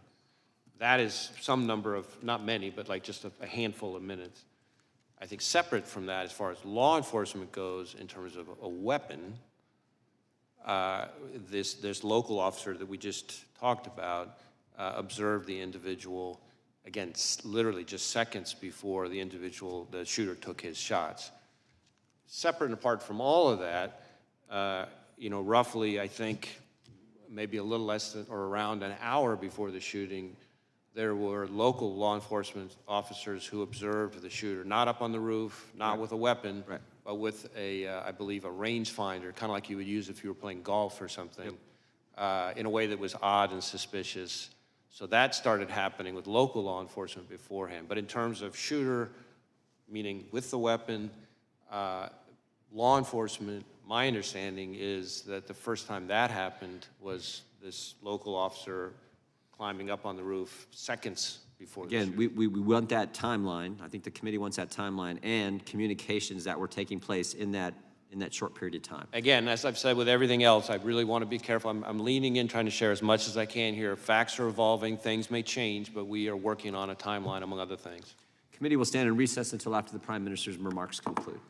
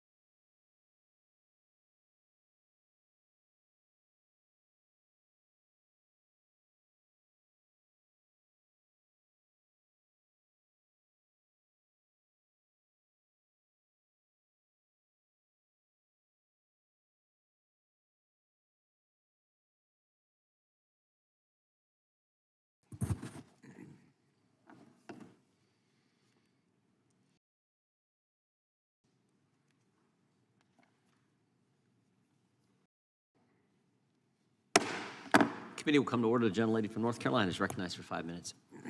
Thank you, Mr. Chairman, and thank you so much, Director Wray, for being with us yet again. As you know, we've seen a disturbing rise in domestic terrorism and far-right extremism across the United States, and we've heard from you several times about this. White supremacist and far-right extremist groups continue to outpace all types of terrorism and domestic violent extremism, according to the National Institute of Justice report from this past January. Part of this dramatic rise in extremist violence and threats stems from malign foreign actors who are actively working to sow division in American democracy. They're desperately trying to inflame extremists and deepen divides, all to support far-right agendas and candidates that will erode our democracy. The DHS threat assessment has warned we expect the 2024 election cycle will be a key event for possible violence and foreign influence targeting our election infrastructure, processes, and personnel. Microsoft has warned that the 2024 election may be the first presidential election during which multiple authoritarian actors simultaneously attempt to interfere with and influence election outcomes. National security officials and experts have warned that foreign governments, mainly Russia, China, and Iran, seek to destabilize the United States via its elections by sowing further division in the American electorate. This is happening, and happening in the current context of increased political violence in our country against a former president, election workers, judges, members of Congress and their families, and other public servants. I cannot emphasize enough that this is a national security threat. Director Wray, reports have found that these propaganda campaigns will sometimes target racial groups. Why would countries like Russia, China, Iran seek to inflame racial tensions via social media? Well, of course, it may vary from adversary to adversary, but the playbook for authoritarian regimes in today's world is to try to sow divisiveness and discord, to turn us against each other, to capitalize on existing social tensions that they perceive, and to try to, in effect, pour gasoline on the fire and intensify those conflicts that may already exist in our domestic, political scene. So rather than, if you're a foreign adversary that means us no good, rather than try to come up with some completely brand new issue or theory or narrative to turn us against each other, you look for things where we're already, at the very least, quarreling with each other, if not fighting with each other, and then they try to capitalize on that and amp it up. And of course, that can then sometimes, as we've seen all too tragically, boil over or bubble over into outright violence. And so, how has the FBI worked to combat this propaganda and infiltration on our social media networks? So our focus is on the foreign actor, China, Russia, Iran, and on their efforts. And so we work with the intelligence community, we work with our foreign partners, our friendly foreign partners, to try to uncover what those countries, Russia, China, Iran, are up to. And we try to share information about the hidden hand of the foreign actor where it's appropriate. We also engage in efforts to disrupt those foreign actors. The most recent example with the Russians, for example, is a Russian government-linked generative AI social media bot farm where they were posing as, among others, U.S. persons and not, in fact, U.S. persons, and trying to, again, sow various narratives.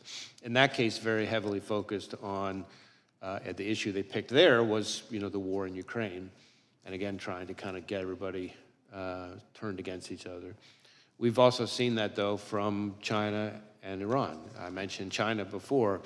We've had a case where we charged, I think it was 34 Chinese Ministry of Public Security, MPS officers, for much the same kind of behavior, creating false personas, pretending to be Americans, and then trying to kind of sow narratives. In that case, in the Chinese case, their narratives were trying to, for example, undermine any suggestion that COVID was the product of a lab leak, or attacking U.S. law enforcement at the anniversary of George Floyd's death, for example. And then Iran, in 2020, we saw them undertake similar kinds of efforts that were disrupted in the I think October of 2020. Thank you, and I yield back. Gentleman yields back. Gentleman from Virginia is recognized for 5 minutes. Director Wray, thank you for being here, and thank you for the information that you've provided today. I greatly appreciate it. This event that occurred, the attempted assassination of President Trump on July 13th in Butler, Pennsylvania, was a level 5 alarm alert to this country that our elected officials, our leaders, the president, the former president, are not safe, and we need to reevaluate from the ground up exactly how we are to go about providing that protection. The information you provided dealing with 8 cartridges from the roof, the drone, the fact that 2 explosive devices were found in the car, 1 at home. That was a remote detonation device that he had on him. The fact that his phone was using encrypted platforms. He only had 1 phone, correct? Oh, sorry. He had 1 phone, although we've identified other phones that he may have used that may not have been his phone. So, for example, we think in certain instances he might have used his dad's phone. Again, not necessarily related to the attack, but we're trying to make sure that we process and exploit every device he could have used. And we keep, which is part of why I keep making this point, which I know you all are probably tired of me making about this being an ongoing investigation, because we keep identifying new pieces of equipment, new accounts, what have you. And the fact that you are in real time informing us about what you're finding as you're performing this investigation is very helpful, and clarifying the fact that he went to the range a day before and shot an AR. Now, my understanding is that the AR he used on the 13th was his father's. Is that correct? Well, yes and no. It was originally, his father bought it legally, but then our understanding so far is that his father then conveyed it to him, sold it, in fact, to his son. So originally his father's, at the time of the shooting, the shooter's. Okay, so that's new information. Was that provided to you by the father? I think it was partly from that. I think we also saw some documentation to support it. Okay. Investigators also have said that the shooter posted, quote, "July 13th will be my premiere. Watch it as it unfolds," on an online gaming platform sometime before he tried to assassinate President Trump. Can you confirm that, and how much time elapsed between this posting and the attempt on July 13th? So I'm really glad you asked about that, because that is a situation where, again, in our effort to give real-time information, since we've provided that information, we have since learned that July 13th premiere, profile page on the gaming platform, it turns out it was not the shooter. Okay. That it was some other individual as part of some sick joke who, after the shooting, created a profile page pretending to be the shooter. Wow. And so, of course, that person is now admitted to it, and but anyway, my point being, among the other challenges that we as investigators have, you have people who create accounts in today's world, create accounts pretending to be somebody that they're, and it's not the actual person. Now, the so shooter, that's troubling, obviously, and it makes our jobs even harder as investigators. Thank you for clarifying that. Did he have an online gaming account? We do believe he was a gamer, and that he had different kinds of gaming accounts. So that's part of why Any information gleaned from those? Not yet, but again, some of those legal process returns I'm still waiting on. Now, during the attempted assassination, Crooks was wearing a T-shirt from a popular YouTube channel. Have you been able to access his selection of YouTube videos that he's watched? I believe we have seen some of his, search history, but I think we've got a ways to go on that. I know there's some manual work that we're doing on that. I think the most notable thing that we've found recently, which I don't think has been shared until today, is that on a laptop that the investigation ties to him, that on July 6th, it revealed a Google search, and his search, if it was him, again, it's a laptop tied to him. We obviously believe it's him, but we'll continue to investigate. But his Google search was, how far away was Oswald from Kennedy? Right. And horrifying. Yes, absolutely. Can you clarify that you have in your possession all of the video that was taken on that day at the scene? We've collected mountains of video. Part of the reason you commit to providing us with that video? Well, we're going to work with the committee and share information as best we can. Part of the reason I hedged on whether we have it all is, as you can appreciate, in today's world, everybody with a phone has the ability to take footage, and so we're finding things kind of left and right. Do you have all the law enforcement video? I believe we have all the law enforcement video, but we're still collecting evidence. Okay. And I hope you would provide that to us and to the American people. Thank you. I yield back. Gentleman yields back. Director, just to be clear, the photo and the message on the online gaming account, I think your testimony was to Mr. Klein that was somebody else posing as the shooter. Is that right? Correct. Somebody after July 13th created this profile, pretending to be the shooter, and sent us down a rabbit trail, which we've now tied off. That's important information. The gentlelady from Pennsylvania is recognized. I thank you, Mr. Chairman. Thank you, Director Wray, for being here. And I want to add my voice to the chorus of folks who are just devastated by the illness and passing of Sheila Jackson Lee. What a champion. What a role model. I always called her the hardest working member of Congress. She was everywhere on every issue. She'll be greatly missed. Director Wray, I thank you for what you said earlier, which is leaning in. This is such an extraordinary set of events. The attempted assassination of Donald Trump, the stealing of the life of a father, a firefighter, somebody who protected lives, Corey Comparator, serious injuries to 2 others. So I thank you because you are trying to give us what you can without jeopardizing the investigation, and I think that's very helpful. Did the shooter also investigate other high-profile folks? We had heard some reporting around that early on.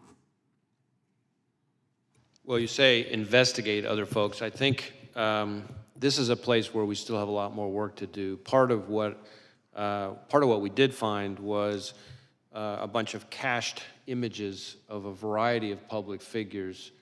But again, cached images are those images that you get when you pull up a news story from any number of news sites. If there are photographs in the article, those images are automatically put into the cache on your computer. So it doesn't necessarily mean that you were searching for that person's image. We do have the fact that starting around, at the least around the period early July, so the search that I just mentioned related to Oswald and Kennedy, that's about July 6th, which is the same day we believe that he registered for the rally. And the day before, he traveled to the grounds for the first time. And so I think there is a certain amount of searches related to former President Trump that during that period we're seeing, consistent with some kind of planning or reconnaissance, if you want to call it that, in advance of the rally. But that's sort of confined to that, or concentrated, maybe is a better word, in that July period, after the announcement of the rally and before the shooting. Can you speak to the conveyance of the gun? So this is a 20-year-old young man. His father owned the gun originally, AR-15, am I correct? AR style, yeah. AR style. 20-year-old man. When did the father sell the gun to him?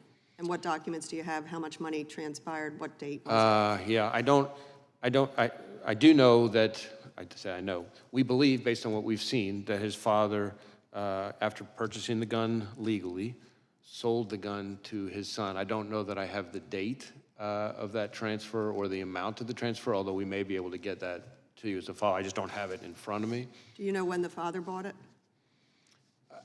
We know, I don't, as I'm sitting here testifying in front of you, I don't have that in front of me, so I don't have it at my I'm fingertips. just wondering if it's proximate to this event. I do not believe that the gun was purchased, that is the gun that was used. I do not believe it was purchased particularly close in time to the shooting. But how far in advance? It may have been a year before, give or take, but again, we'll go back and double check that on you. I do know that on the day of the shooting, at about 1:30 p.m., he bought 50 rounds of ammunition. So if you think about the day of, or if you back up a little bit, so the day before he goes to the shooting range, the day of he goes to the grounds the morning of the event for, I think, around an hour. He buys the ammunition at around 1:30. At around 3:50 is when he's back on the grounds of the rally, and that's when he used the drone that I've talked about already today. And then, of course, fast forward till just after 6 o'clock when the worst happened. And we had thought maybe over the weekend there was a conversation around a classified briefing for members. I hope that will happen as soon as it's feasible for you and for the other agencies involved. And he got off 8 shots, and the reporting is that that was in under 6 seconds. He got off 8 shots, fatal to one. My question that I'll leave you with, and I know I'm over time, Mr. Chairman, is we all decry political violence. We decry any violence, but we decry the rise in political violence. What can you tell us that we could do better? What do you need for you to be able to help this country reduce the political violence tendencies?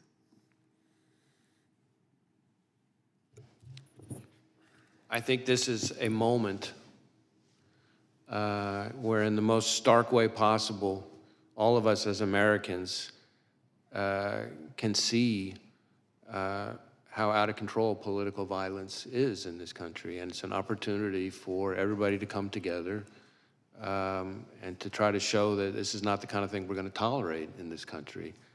The FBI's role is to focus on violence and threats of violence. But there is a role for others in the public square to address how people communicate in this country. And every day in our jobs, we see in social media, in terms of threats that we get, thousands and thousands and thousands and thousands and thousands of tips reported to us, and the language that's out there is just mind-bogglingly hateful and violent sounding. People sometimes, as figures of speech, use expressions that are very violent expressions, and so that is a part of it. We can all do better in kind of being a little more thoughtful and measured in our language. But again, the FBI's, we got to stay in our lane. Our lane is the violence and the threats of violence. There's a role for everybody as Americans to try to see if we can take the temperature down. Great, thank you. And thank you for the extra time. I yield back. Gentleman from North Dakota is recognized. Thank you, Mr. Chairman. And I really appreciate you correcting the gaming thing about this is my coming out party, because we're asking you to do something, and we've had acrimonious, you and I have actually had acrimonious interviews, but we're not here for a got you moment. We're just not on this. And we're asking you to give us information before the investigation is complete. My only recommendation or suggestion would be when that happens, don't necessarily wait till you ask, because don't wait for us to ask. Because and I'll go through why in a second. I appreciate you coming in. I appreciate you telling us things. I appreciate you guys going against essentially your normal policy of waiting till an investigation is done, because the American people need to know it. But here's why. There's a guy with a rangefinder walking around that everybody noticed and then couldn't find. You know, he scaled to the top of a roof within 150 yards line of sight to the presidential, Republican former presidential candidate by climbing a drain pipe, and then you said some equipment. He was being pointed out by rally goers everywhere they could, and nobody could figure it out. There's maybe supposed to be local law enforcement in the building, either upstairs or downstairs, and all of this is going on. And I was talking to a colleague of mine yesterday on the floor, and it's like, I hate the conspiracy theories that come out, but this is not the FBI's purview. This is the Secret Service's purview. This is so comically like inept to the average North Dakota citizen. Is just, they look at this and they're like, how could this possibly happen? And so when by you giving us information in a really meaningful way, even though we know the investigation's ongoing and things can change, that at least helps us to deal with that and figure out where we're at. And so, I mean, and you're doing all this. This guy had no combat training, no counter surveillance training that you're aware of, right? I'm sorry, I couldn't quite hear He that. had no combat training.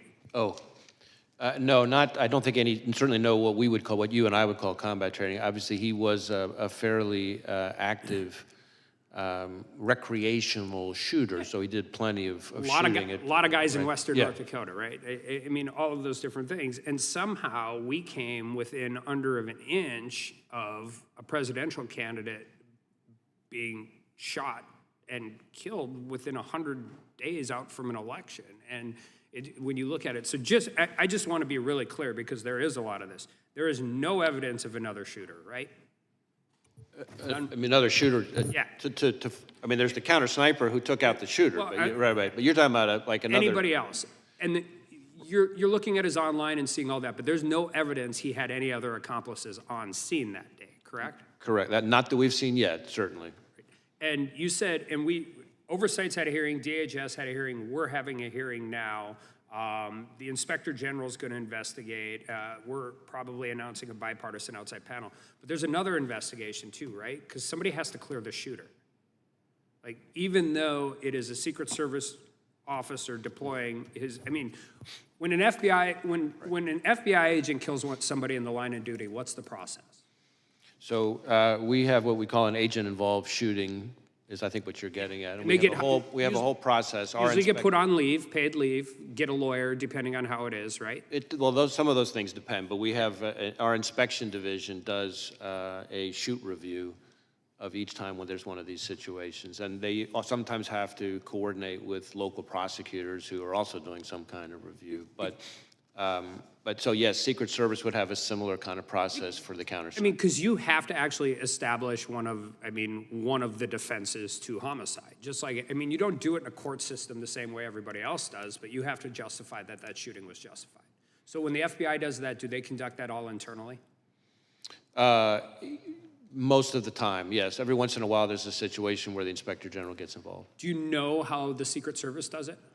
I don't. Okay. And I just think that's important, because when we're talking about how this works, and I don't think anybody is arguing it wasn't, anybody who's seen it knows what happens, but it's just knowing it and making sure that the process is handled correctly. And I just want to shift gears with my last 30 seconds really quickly, because we had a hearing on the northern border in Grand Forks, and you were talking about specific threats from Iran, but also generally.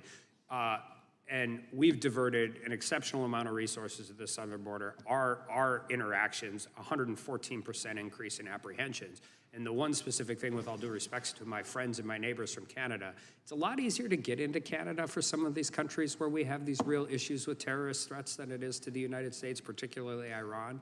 And are you guys monitoring that and making sure whatever coordination you have with Canada, that we're paying attention to that as well? We have an excellent relationship, we, the FBI, with our Canadian counterparts, both RCMP, the Mounties, as some people euphemistically call them, and CSIS, my intelligence service counterparts. We have great relationships with them, and terrorism is, I find, probably the #1 thing we talk about. Yeah, they're understaffed and overworked on the northern border, and they can use all the help you get. With that, I yield back. Gentleman yields back. Gentleman from Maryland is recognized. Thank you, Mr. Chairman. Director, thank you for today. I think I greatly appreciate your candor. I know it's highly unusual to go into this level of detail during an active investigation. and I know it's a special and unique circumstance given the nature of what happened that day. I'll ask my colleagues that we not try and take advantage of this in other circumstances. I think we need to be careful about pressuring our investigators, to disclose information in the middle of an investigation in a casual or routine way. But thank you for what you've done here today. I do want to mention this too. Like Congressman Correa, I went up to Butler with Homeland Security Committee, and had a chance to meet with a number of the people there, including people who were there at the rally. And several of them were elected officials. In fact, one of them that spoke with me a lot was sitting directly behind Mr. Trump when he was shot, and she had video that she'd taken, and she'd love to share it with you all. But she mentioned a couple of things, too, that I hope you all will have a chance to have conversations about. And I know some of it's going to be in the Secret Service lane, some's going to be in the FBI lane. But one of the things she talked about was the fact that the day before the shooting, she and other officials in the town and people who just wanted to prepare the stage showed up and started working on putting the bunting up and decorating it.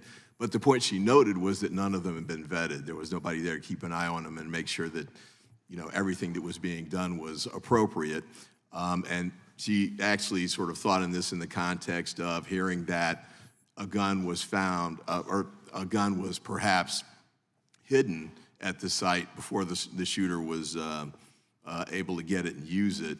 I don't know those details, but those are some of the things that came up that day. She also mentioned that there was sort of the outer perimeter. So you had a perimeter around the stage that the Secret Service had set up.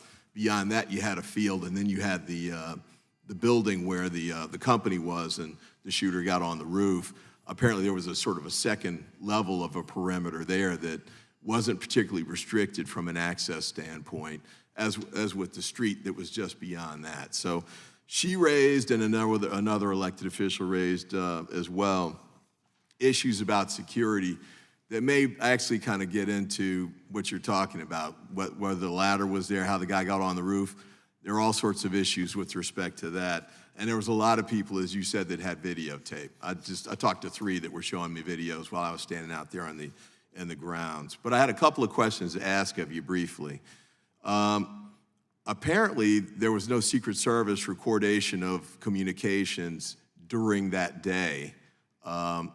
There's no radio runs, we call them, but there's no tapes. Do you know if there are any recorded conversations among law enforcement from that day? I don't know the details of that. I believe there may be some, but I don't have in front of me exactly what we've seen or heard. Okay. And then with respect to email communications, there were a lot of issues about, because my personal view, having gone to the site, was that they just shouldn't have had the rally there. It should not have been permitted. I thought there were just too many roofs. He picked one, but there was like a half dozen others that he could have picked on the other side of the field. And as Eli Crane, a congressman who was a sniper for the U.S. military, said, there was a water tower that actually would have been a better site, probably that Secret Service should have used, but could have been used as well. But had the lead up to that decision, and Congressman Correa raised this, who made this decision about how to pick the site? And apparently there was back and forth between local law enforcement, Secret Service, and the campaign. And I was kind of curious as to whether that's something that your investigation is going into or not. So I think that primarily falls within the scope of the 2 other reviews, that is the DHS Inspector General review and the outside panel, independent panel that's been announced. Certainly we are interviewing law enforcement personnel, but the security preparations, the adequacy of the security preparations. That's the other lane? That's the other lane. All right, I only got 15 seconds left. Quick question for you with probably not a quick answer, but this scenario is kind of the worst case scenario from a couple of standpoints. Got a lone wolf shooter with no red flags that we've heard of so far. Nobody should have known that this was coming. He didn't have a criminal record and that sort of thing. Easy access to an assault weapon. I had a discussion like this with I think Congressman Roy and Congressman Bishop several months ago. What is it we can do to try and preempt those kinds of scenarios? We've got gun violence all over the country, including in my district. This is one example, but you know, this scenario is the worst possible that I can think of from the standpoint of no intervention prevention efforts that can be put in place to try and address it. But I'm kind of curious if you have any thoughts to the contrary on that. I don't know that I have any magic solution to the problem, and I certainly don't want to be proposing, you know, legislative ideas. That's not really my role. Certainly, dangerous weapons, especially high-powered weapons, in the hands of the wrong person represent a real concern for law enforcement, including to law enforcement, sometimes as the victims, as we saw very tragically down near Miami with 2 of our agents killed. But that's probably all I can say on that. I do, while we're on the subject of firearms, Mr. Chairman, I have an answer to Congresswoman Dean's question. I might as well give it now, which is about the purchase of the firearm. I'm told that the father purchased the firearm in 2013, so quite a while ago, and then he sold it to his son in October of 2023. Thank you. Thank you, Mr. Chairman. I yield back, and thank you, Mr. Director, for your great work. I'd ask unanimous consent that we enter into the record a statement from Representative Kelly and some questions for the Bureau. Representative Kelly represents Butler. Actually, that's his hometown. So without objection, those will be entered into the record, and we'll make sure you get those, Director. The gentleman from New Jersey is recognized. Thank you, Mr. Chairman. Before I begin, and this is not directly with you, actually, I just wanted to straighten something out. I know my colleagues, the gentlemen and the gentleladies from Georgia, Washington, California, Pennsylvania, they all mentioned Project 2025. Well, I don't know how they expect you to know about that, number one. I'm pretty damn involved. I don't really know a whole lot about it. But President Trump has made it clear, and we're going to say it again, we'll say it over and over again, that there are some things he disagreed with, some things he agreed with that he wasn't that familiar with. It was from the Heritage Foundation. And that was just raw politics, to be honest with you. It was just because 2025 has some things in it that they believe are really going to offend American people, and it very well may. And so they want to pin it on the presidential candidate. He didn't author it. He didn't condone it. He didn't put his seal of approval on it. It's getting old. It really is. We do this with other things. Just like in this committee, when anything goes wrong, anything, somehow Donald Trump's name has to be brought into it, and it gets tiring. It's politics over reality. Second thing about picking the site, I was intimately involved in the Wildwood rally, the biggest rally President Trump's ever had, biggest political rally in the state of New Jersey. I had spoken to the president about it, and he wanted to do it on the beach because we had over 100,000 people. And let me tell you, we had everybody out there because they were concerned, the Secret Service and the local police and the county police and just about every entity could be. And so they had, behind it was that iconic setting. They had the Ferris wheels on the pier and all the stuff. They had agents up in there. They had agents in the ocean, in the water, in boats. They had people coordinating, working with each other and talking with each other because they knew it was a risk. So we chose a site that was difficult. The president did, and I thought it was a great site, but nevertheless, the law enforcement responded properly. Something went wrong here. You can't blame this on Donald Trump as well. The site was chosen. It's the responsibility of those who serve in law enforcement to make sure that he was safe, period. And I'm sure you'll find out why. On another tangent here, you know, I've got to wonder how many qualified people were passed in order for Director Cheadle to get her 30% quota. That's a lousy way to run an agency, especially when it's dealing with law enforcement, to say we've got to have 30% of anything. And I worry about these practices because it's policy over protection. And Director Wray, I know that some things were left to you. I understand that. But one of your early acts on the Biden presidency was hiring the FBI's very first chief diversity officer.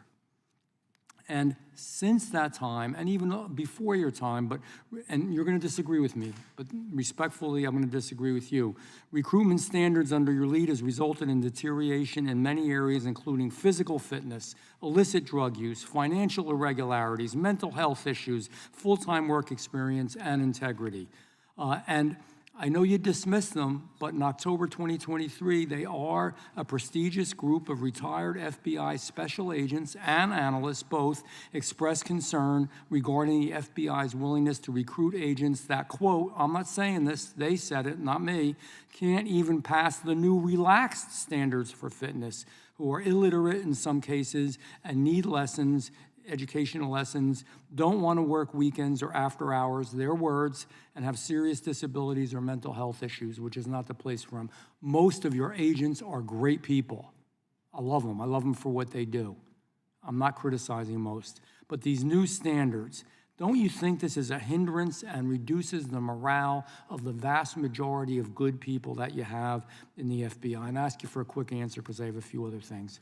So I respect our retired agents. Many of them come to our graduations now, and I can tell you emphatically that they are mistaken. Those who think that we have lowered our standards, whether it's on physical fitness or anything else, are mistaken. And you can prove that. The facts back me up on that. The standards are the same today as they were a decade ago. I'll give you they've changed in some ways that are fact, appropriate. In fact, the physical fitness standards, depends on how far back you go, but the physical fitness standards that our current graduates have to graduate from Quantico actually exceed some of the physical fitness standards that were in place if you go back far enough with some of our retirees. But what I would tell you, I think part of the reason there's confusion, and again, I accept that these folks are raising their concerns in good faith, but we have actually access to the facts. And part of the reason I think there's confusion, just take the physical fitness thing as an example, is that before you had to pass the physical fitness test before you showed up to Quantico. Now you have to pass it in order to get a badge at Quantico. The standard hasn't changed. You still have to pass the same test, the same 12-point standard, et cetera. All that stuff applies.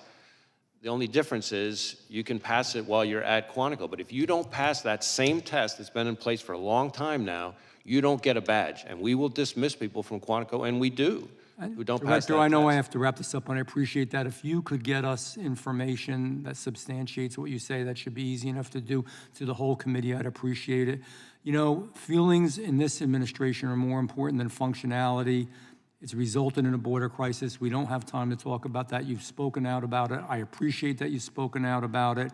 I think it's also resulted in shortages in our nation's law enforcement and our military, and I think it makes us less safe. So I look forward to seeing those statistics and that proof, because I have people talking to my ear that tell me otherwise, and I yield back. Gentleman yields back. The gentleman from Alabama is recognized. Thank you, Mr. Chairman. Director Wray, I appreciate you being here today, and I certainly appreciate your forthcomingness and giving us information that I think that the American people want. And, you know, to me, you have a very difficult job right now. In the past, and under Comey, certainly, the Russian collusion narrative got out pretty heavily, and that came out of the FBI with the FISA warrants and that sort of stuff, spying on General Flynn. And then the laptop issue, the Hunter Biden laptop issue, which the FBI actually had in their possession. So I have 800,000 people thereabouts that I represent, and our job is to restore trust. And so in a lot of the hearings we've had this week, they say, well, the FBI is investigating that.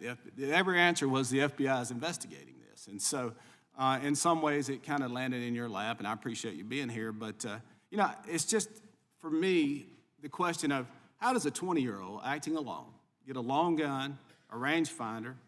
We know he bought a ladder. I guess he reconned area and realized he didn't need the ladder to get on top of the building, so he left it at the house. Get on a roof within 150 yards of one of the most famous people in the world, I guess now, and a former president. How does that happen? And how do we restore trust in the American people that the FBI and the DHS, who is under Mayorkas's directorate now, how do we verify and get trust back to the American people that these agencies are really working to protect the president? And I'm not trying to place blame specifically, but I never thought that we'd raid his house. I never dreamed that they'd raid a former president's house. I certainly never imagined that they would actually indict him. And I felt, well, they'll never find him guilty. And now we've had a threat on his life. So How do we restore trust in the government of this country and the agencies that are here that we pay and provide $3 billion a year to the Secret Service to protect some of the leading political candidates in America? That's a lot. I'm sorry, that's a lot of questions, but I'm going to give you a little room to talk. Right, no, listen, obviously you included a lot, as you said, in your question, and as you might imagine, I disagree fairly strongly with parts of it, but sensitive to the time, I guess what I would say this, I can speak to my approach to running the FBI. Again, the FBI was not involved in the physical security of the rally. That's, we come in as the investigators afterwards. And as I've said before, our investigation is an investigation of the shooter and his attack.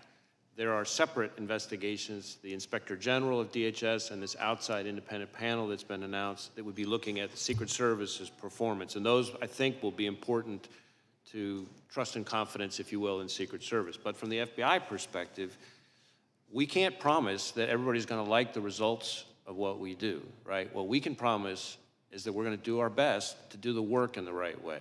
That's all we can do. And so I keep telling our folks every day on this and on everything else, our focus has to be, we got to do the work in the right way. We got to make sure we do the work in the right way, and then no matter who likes it, because everything we do, somebody doesn't like it. And it's a credibility issue at this point. Do the American people trust what the FBI and the DOJ is going to tell them? And, that's the thing with this. When I was early on, and I've only been here about 3.5, 4 years now, but the American people was the fear of the weaponization of government. So now we have this issue. Tucker Carlson asked the president, he said, are you afraid they'll kill you? And I remember that interview, and I thought, wow, I can't believe he went there. But here we are. And so as we work through this process, I think it's so important, and I think the chairman hit on this, is the audio of the shooter. You've interviewed the sniper, the Secret Service sniper that took out the target. Was he waiting on a green light? What was going on, and why did Mr. Crooks have a chance to get off 8 rounds? And we knew he was on the rooftop. I don't know for how long, but we know he was a marked target. So was he trying to get the green light, and was somebody not giving it to him?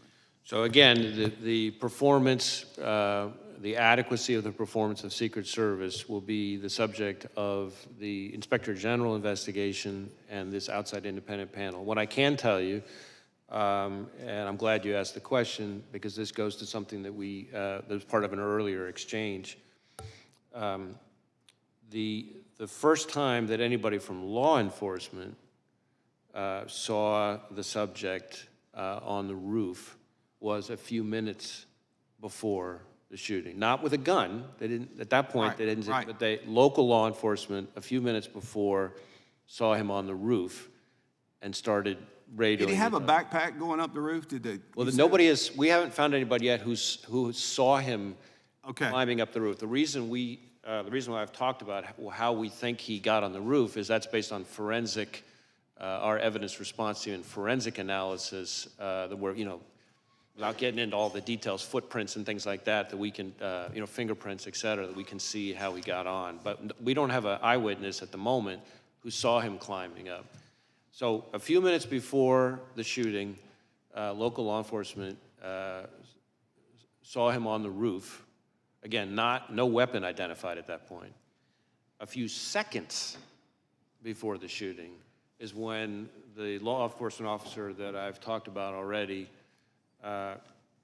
is the one who was assisted by another officer who saw up on the roof, saw the shooter in a prone shooting position with the gun. He turns. How long did that happen before? That was that sighting. That is the first time, to my knowledge, the first time anybody from law enforcement saw him with a weapon. That is seconds before he shot at President Trump. Thank you, Mr. Chairman. I yield back. So did the counter sniper not see the bad guy, the shooter, until after he fired a shot? You mean until after the subject fired a shot? Until after the shooter? Yeah, I don't know the answer to that. It's possible we've already determined that, but as I sit here right now, I don't have that. But I can, yeah. I think that's a logical next question with where the gentleman from Alabama's question was going. The gentleman from California is recognized for 5 minutes.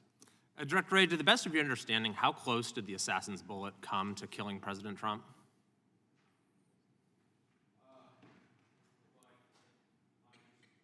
My understanding is that either it or some shrapnel is what grazed his ear. So I don't know that I have the actual very distance. close, though. What's that? Very, very close, you would agree. Yes. Is this the biggest security failure that you've seen in your career? Ooh. Well, certainly I think former Director Cheadle has already, I think, acknowledged that this was a significant, at the very least, a significant operational failure. I forgot her exact words, but I will defer on that. I think We really it speaks haven't for seen itself. anything like this in at least decades in this country, right? The attempted assassination of a president, current or former, is a historic event. Was this a sophisticated plot that Thomas Crooks carried out? Well, I think probably depends on your definition of sophisticated, right? So on the one hand, he's a 20-year-old, seems to, from what we've seen so far, loner, without a lot of elaborate criminal history, without any criminal history or anything like that. On the other hand, he did clearly do some level of planning and recon. When did the planning start, to the best of your knowledge? What's that? When did the planning start?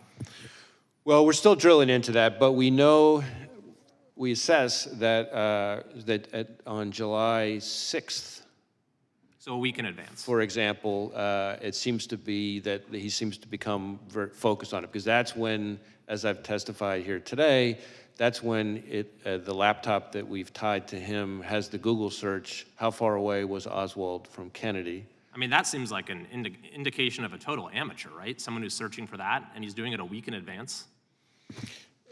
Again, I don't want to characterize him, I frankly don't want to give him the credit of characterizing him as amateur or professional, but what I will say is that there are some things he did that involve a certain amount of planning and preparation. On the other hand, if you're telling me, do I think this is the most sophisticated ever? Of course not. We deal with much more sophisticated adversaries all the time. And you probably prepare for more sophisticated plans to target high-level officials. I'm sorry, I couldn't You hear you. probably prepare for more sophisticated plans to target high-level officials, correct? We don't do physical security, but yes, obviously we're investigating much more sophisticated attacks all the time. How about the encrypted applications on his phone? Were those there for a while, or did he download them, in the days or weeks leading up to the assassination attempt? I don't have the answer to that sitting here right now. I think it may vary from platform to platform because he had a number of encrypted messaging apps on it. And again, as I've said, we're trying to get access to that content.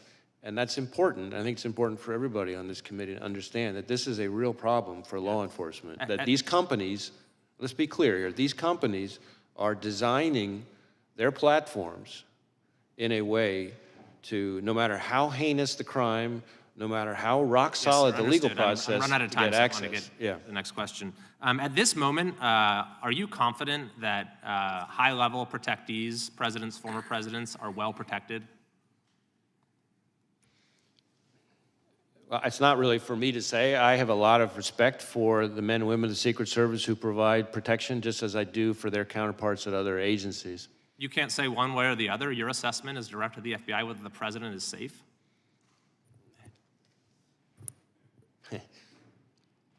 I'm not an expert on protective details and physical security. What I would tell you is that we have a very robust system for sharing threat information with those agencies, and that in my experience, the men and women of the Secret Service are professionals who are hardworking, who are literally willing to take a bullet for their protectee. You mentioned a thwarted assassination attempt against former President Bush. Are there any other thwarted assassination attempts against current or former presidents that you could discuss?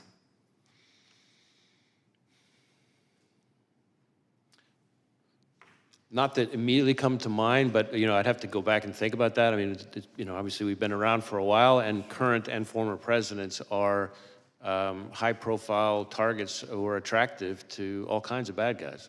There's also been reports that the shooter's parents called local law enforcement to say he was missing on the day of the shooting. Is that correct? And if so, Is that something that you would see as a sort of a natural thing for them to do? It seems like a 20-year-old who's been missing for a few hours, maybe his parents don't, first thing they do, call the police. What was going on with that situation?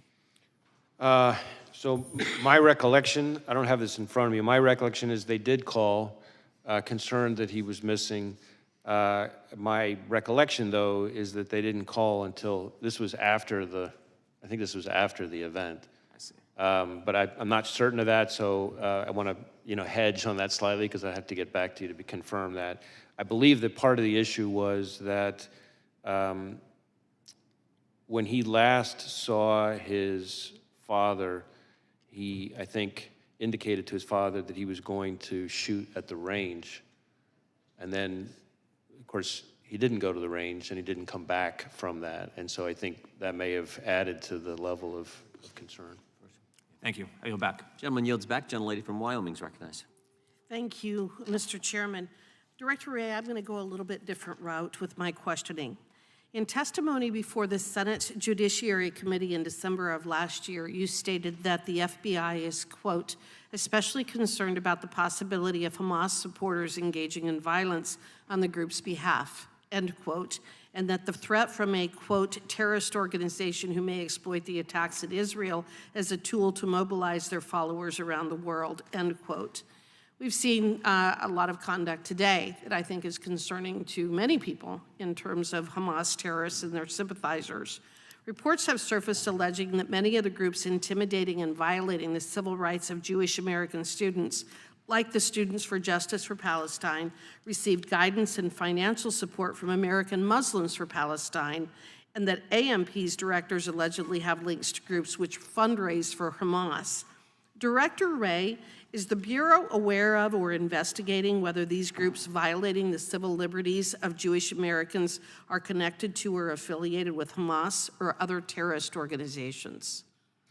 So we are investigating a lot of attacks and threats against the Jewish community. I've been very vocal on how big a concern that is, and certainly that was already heightened even before October 7th, and since October 7th, it went to a whole nother level.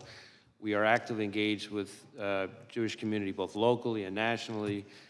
When it comes to foreign terrorist organizations and their role, or foreign adversaries and their role, we are looking hard to see if we can find linkage, for example,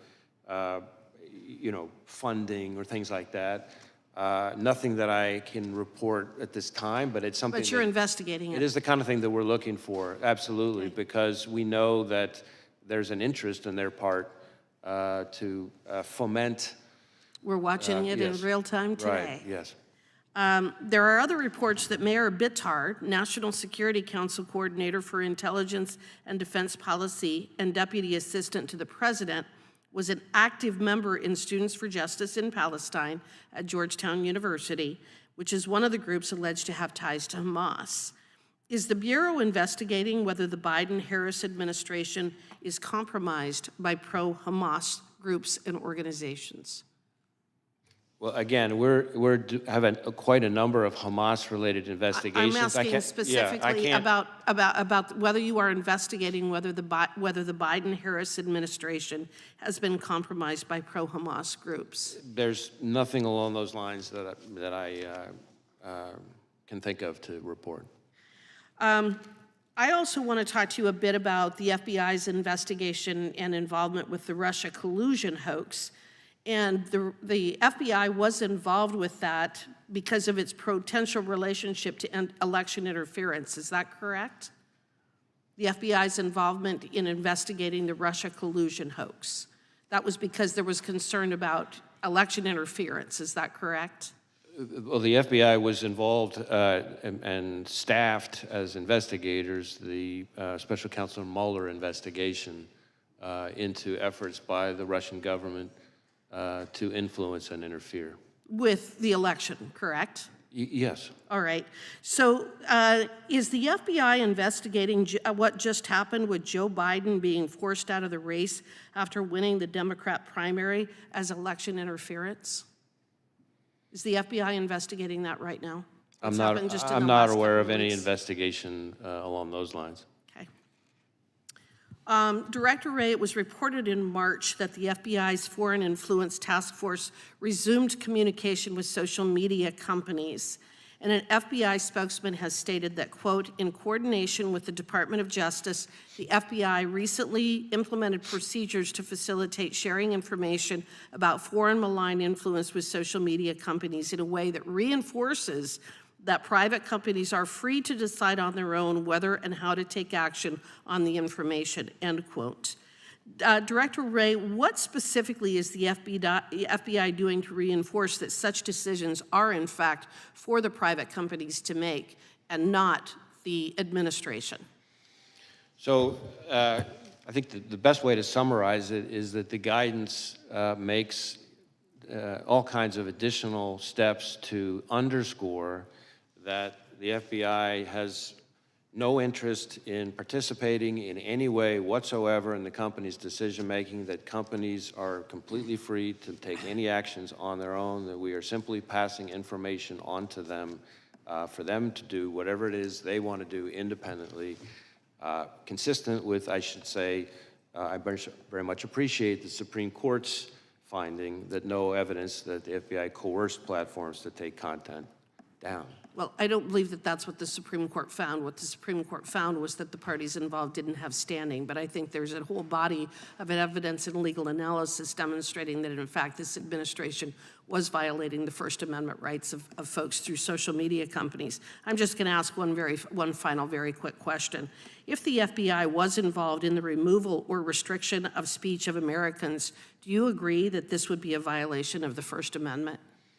Well, again, I'm not going to engage in hypotheticals. My understanding and my strong view from everything I've seen is that we did not violate the First Amendment. Okay.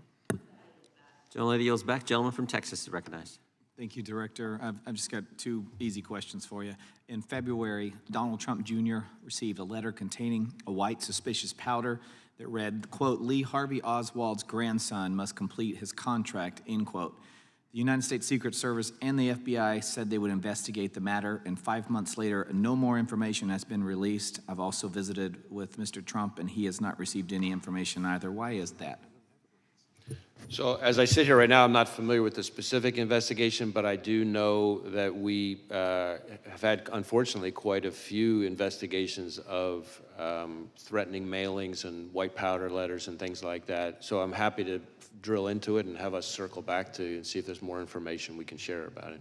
Thank you. And would you maybe circle back to the Mr. Trump, Donald Jr.? I think they'd like an update as well. Sure. Let me, again, I don't, like I said, I'm not familiar with the specifics, but I'm happy to have us look into it and get back to whoever we need to get back to. Thank you. Next question. The Pittsburgh field office now handling the assassination attempt investigation. Is that right? Well, there's several. There at Pittsburgh field office is the lead office. We obviously have lots of, I think it's about half, maybe over half of the FBI's field offices are working on this, including almost every headquarters division. So we have lots and lots and lots, several hundreds of employees working on it. All right, but yes. Pittsburgh's the lead. Okay. This is the same office that botched the Hunter Biden laptop case. And they, in my view, and my constituents and many Americans, displayed a clear reluctance, that's a quote, reluctance to really do any tasking, quote, effectively failing to investigate, according to the U.S. attorney on the case. My question is, how can we trust this office, and why does it keep reappearing in critical election-related investigations, or is that just dumb luck? So I want to be a little bit careful on what I can say here, because some of what you're talking about relates to an ongoing investigation being led by the special counsel, Mr. Weiss. But what I can tell you is that the Pittsburgh field office's involvement in the matter you're talking about was the choice by the Attorney General Barr to have the U.S. Attorney and the FBI field office in Pittsburgh handle that particular matter. As to your summary or characterization of what U.S. Attorney, now former U.S. Attorney Brady actually said, I'd have to see the whole context. I'm not quite sure that's what he said, but I think as to your overall question about confidence, what I would tell you is we have, that's the point I'm trying to make about the sheer breadth of our investigation. Yes, the Pittsburgh field office is the office on the ground. That's where the attempted assassination happened. But we are using the full might of the FBI, criminal and national security. That's why I'm pointing out that multiple field offices, over half of our field offices, almost every headquarters division, several hundreds of employees. These are people who are working around the clock to deal with this historic attack. And I have the utmost confidence in those hundreds of employees, agents, analysts, and professional staff, and the American people should too. I yield to Mr. Jordan. I appreciate the gentleman yielding. Director, I guess I'm not clear exactly where you said there were 8 shell casings on the roof, so 8 bullets were fired. We obviously know that Mr. Compratore lost his life. Two other rally goers were injured, seriously injured, and then the one that hit President Trump. Does that account for, were some of these individuals hit multiple times? Where did all 8 bullets go, is I guess my question. I don't have that in front of me. I'm happy to circle back and get that to you. It's assuming we have that information yet. As I said, I think with respect to former President Trump, there's some question about whether or not it's a bullet or shrapnel that that hit his ear. So it's conceivable. Although, as I sit here right now, I don't know whether that bullet, in addition to causing the grazing, could have also landed somewhere else. But I believe we've accounted for all of the shots and the cartridges. So let us get that. It's my understanding that the very first one was the one that hit the president. Is that the very first shot, or is that not accurate? I don't, as I sit here right now, I don't know the answer to that. I believe we know the answer to that. I just don't have it in front of me. Okay, okay.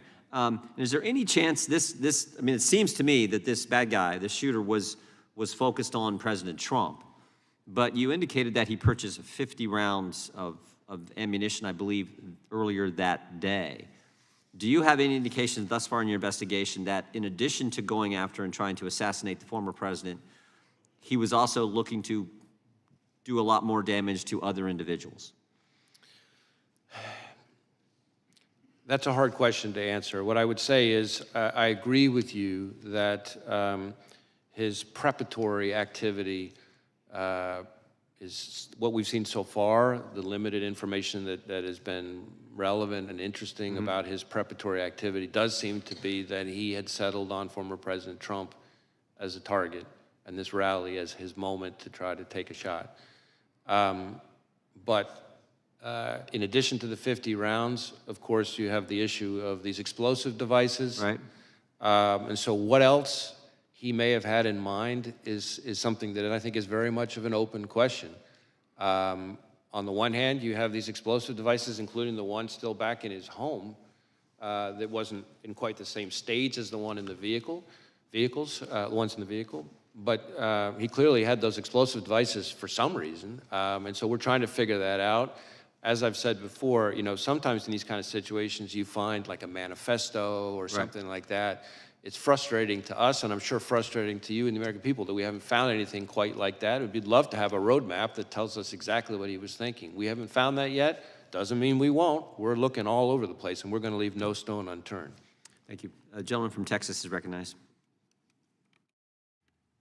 Thank you, Mr. Chair.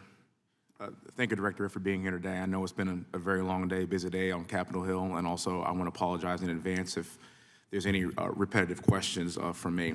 But I have to ask, given that our sitting president resigned from the campaign on Sunday and the Secret Service Director resigned yesterday, you don't plan on resigning anytime soon, do you, sir? No, sir. Good to go. Earlier today, you told this committee that you recovered 8 bullet cartridges from the roof next to the shooter. And given that testimony, I have 2 questions for you.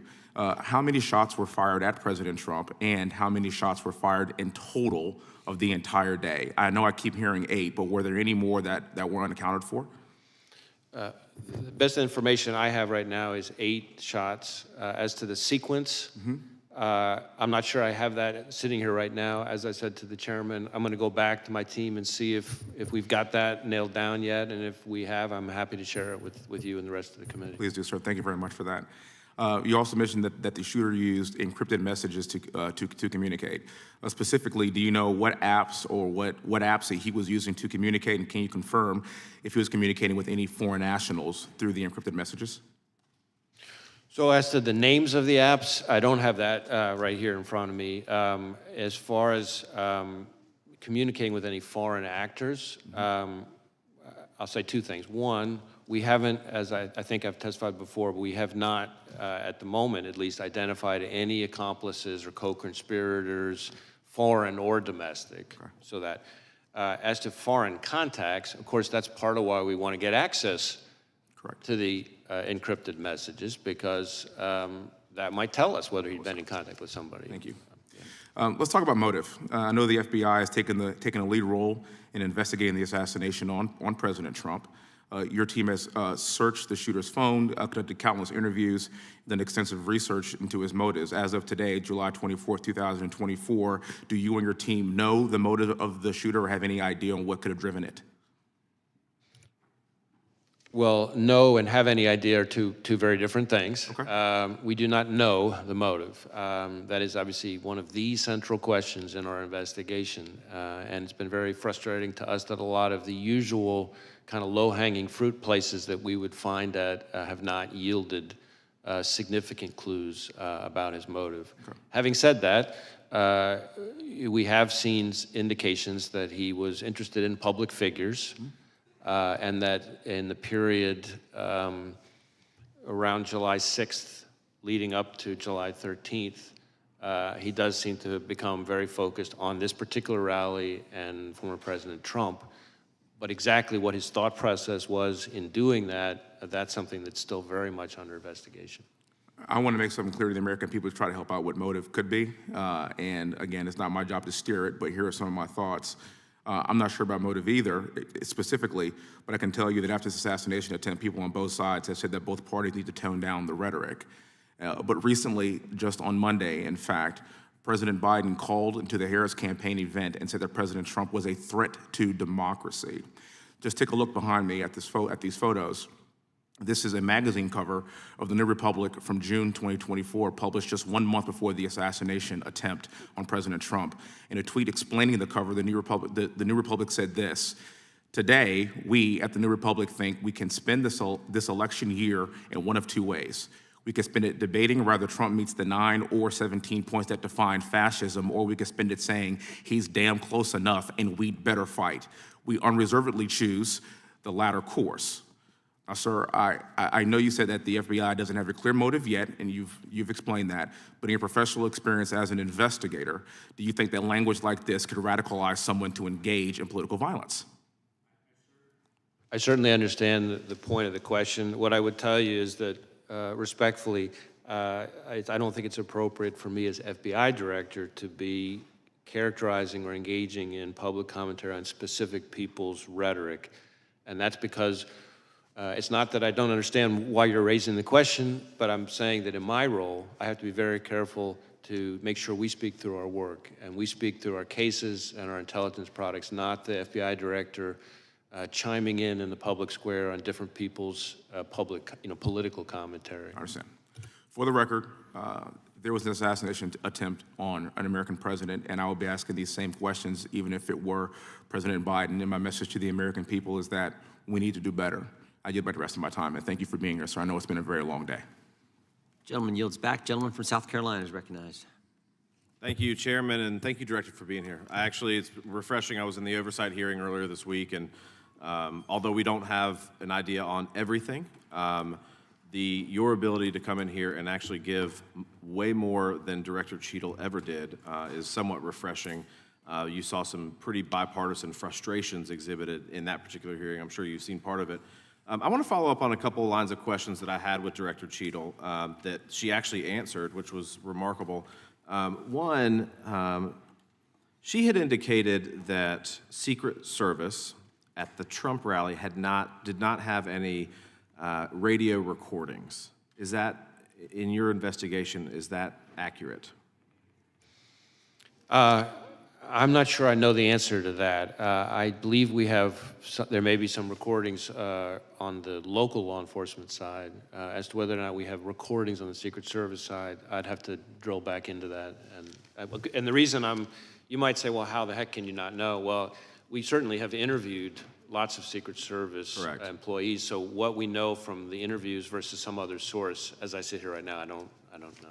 So on this particular case, but in your experience, and again, it's a different agency, but she had indicated, Director Cheadle had indicated that recordings sometimes are done from radio recordings, I guess, of what happens at a Trump rally or any other thing that they're engaged in.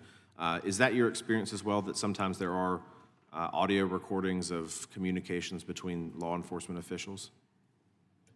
Just speaking very broadly, there are times when there are recordings, but it'd be hard for me to be more precise than that.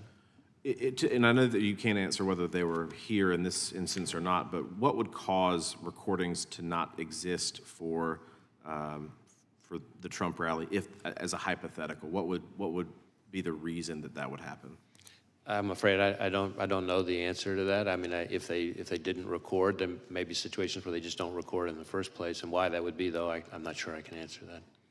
Thank you. Let me ask you this, and this is another line of questioning. Director Cheadle had indicated that seconds before the would-be assassin fired the shot, is roughly seconds, is when he became a person of suspicion to an actual threat. Would you agree with that assessment from Director Cheadle?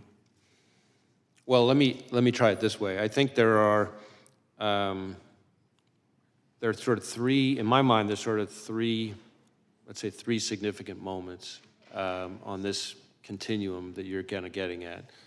There is roughly an hour before the shooting when local law enforcement observes the individual, the shooter. At that point, as somebody that was a person of concern. I forgot the exact phrasing, and that was based on seeing him with this rangefinder, no observation of a weapon, but there was something odd and off about them that caught local law enforcement's attention. So that's the first moment.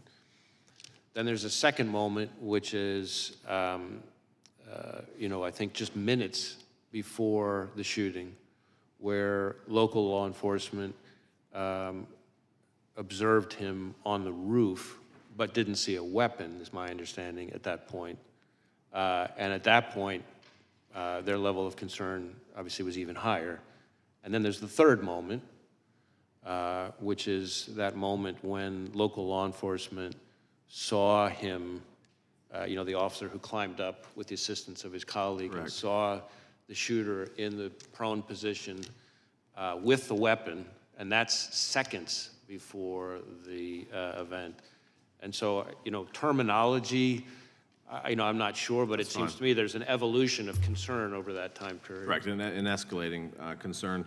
At what point, and this again, I just don't know, so I'm curious, at what point is, say, the sniper who killed Mr. Crooks, at what point is he able to fire a shot, and does he have to have authorization in which to do that?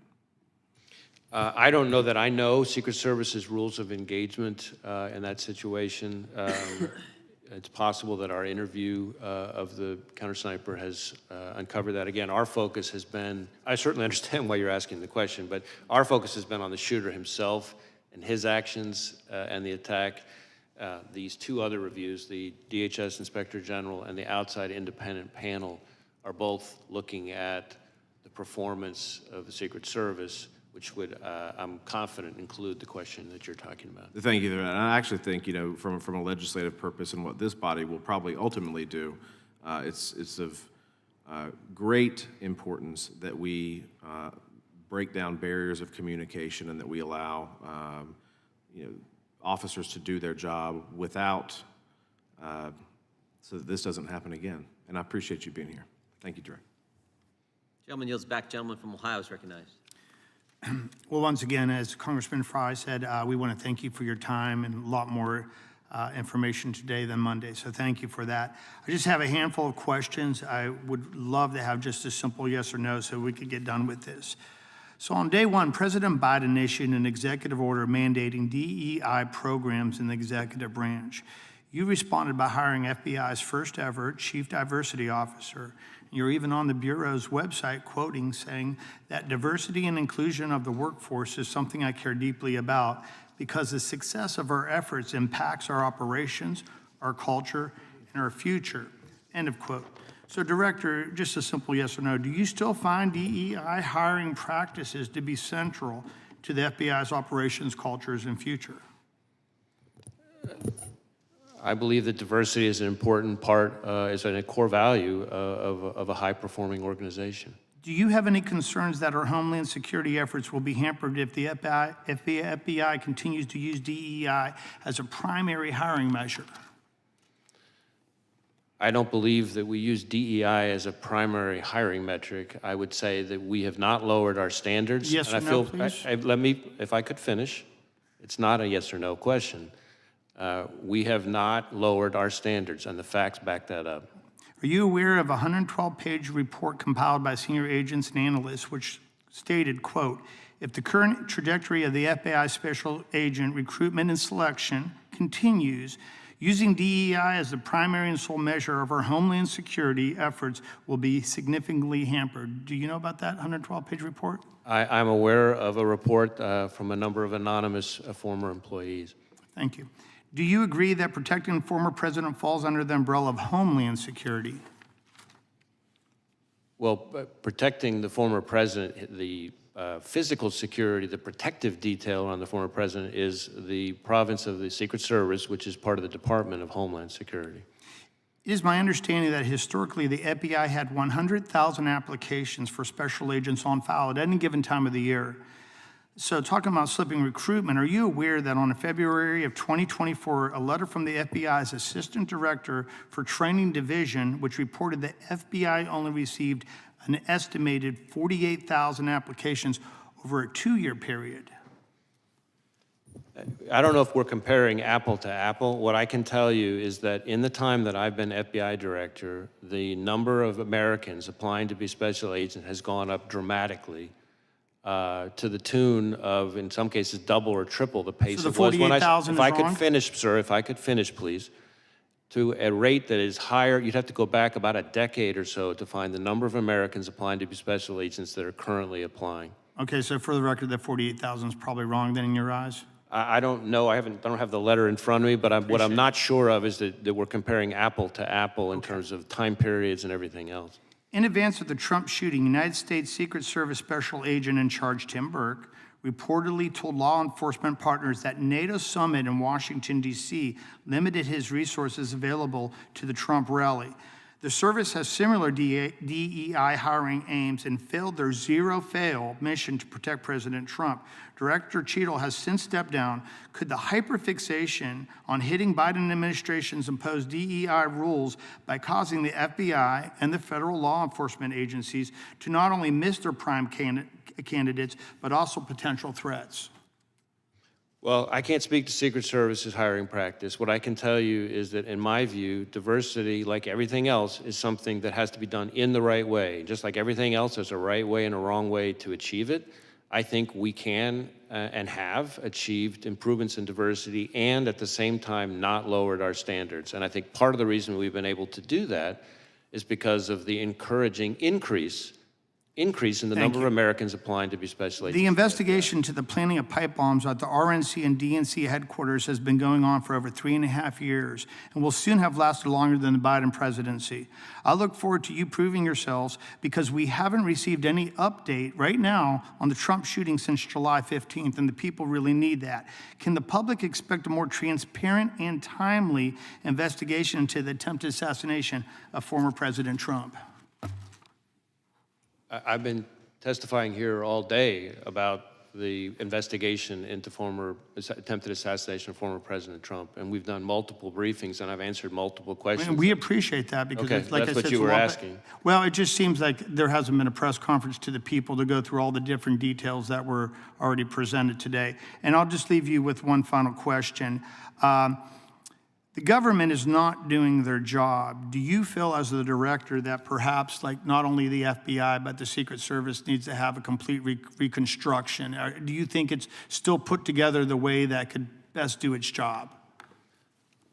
The FBI that I see every single day, having visited all 56 of our field offices at least twice, many of them 3 times, the FBI that I see engaging with state and local law enforcement from all 50 states that I hear about from prosecutors, judges, business leaders, community leaders, foreign partners, is an FBI that is respected, trusted, appreciated, and that is there for people when they need them the most. And that is the FBI that I see, and I'm very proud to be a part of them. Any comment on the other agencies? No, I'm not going to comment on other agencies. Appreciate your time, sir. Yield back to the chair. Gentleman yields back. Director, I have just a couple quick questions, but I want to give to the ranking member a chance to say some remarks or questions, and then we'll be done. Thank you, Mr. Chair. First, I'd like to say, as somebody, when I grew up, I watched The Untouchables, and I think Elliot Ness would be proud of you. I don't know about J. Edgar Hoover, but Elliot Ness for sure. Let me ask you this. In Memphis, you've put Memphis and Nashville's FBI together, kind of consolidated, and in one office. And I know you've worked with our U.S. Attorney and others to work on our crime situation there, and it's gotten better. But is this change in the FBI relationship there where we're not going to have an office necessarily? Tell me how that's going to affect Memphis. So I want to be very clear. We're not leaving Memphis. What we are doing is... Nobody should leave Memphis. In fact, most of the songs are about people going to Memphis. We are... They leave Nashville. They go to Memphis. Recognizing population growth and the threat environment, we have instead taken, if you look across the state, instead of having 2 field offices in Knoxville and Memphis, we're creating a Tennessee division headquartered in the middle in Nashville. But we are keeping the offices in Knoxville and Memphis. And in fact, when it comes to Memphis specifically, not only will it not result in any decrease in the number of agents there to work, actually, strange as it might sound, it's going to allow us to increase the number of agents who will be assigned to the Memphis office, including to tackle things like violent crime, which I know is of huge concern. And the reason for that is really the effect of this reorganization is to be able to reduce administrative roles that will be more consolidated in the middle in Nashville, but it'll allow us to increase the operational roles, the agent roles, the number of them in Memphis. So I think not only are we not leaving Memphis, we're actually increasing our investigative presence in Memphis as part of this, and we're going to be able to continue to collaborate closely with our great partners there without skipping a beat. Thank you. That's reassuring. One of the questions was asked over here was about previous assassination attempts on presidents. And obviously, I know you're a lot younger than me, but you probably did. Did you ever watch The Untouchables? I have watched it, yes. They had one of the programs was on Mayor Cermak. You don't know Mayor Cermak? I'm sorry, I couldn't hear you. Mayor Cermak, do you know who he was? I do not. He was the mayor of Chicago. And in February of 1933, there was an assassination attempt on Franklin Roosevelt in Miami, Florida. And Mayor Cermak, C-E-R-M-A-K, was killed and said, "I'm glad it was me and not you." Allegedly, he said that.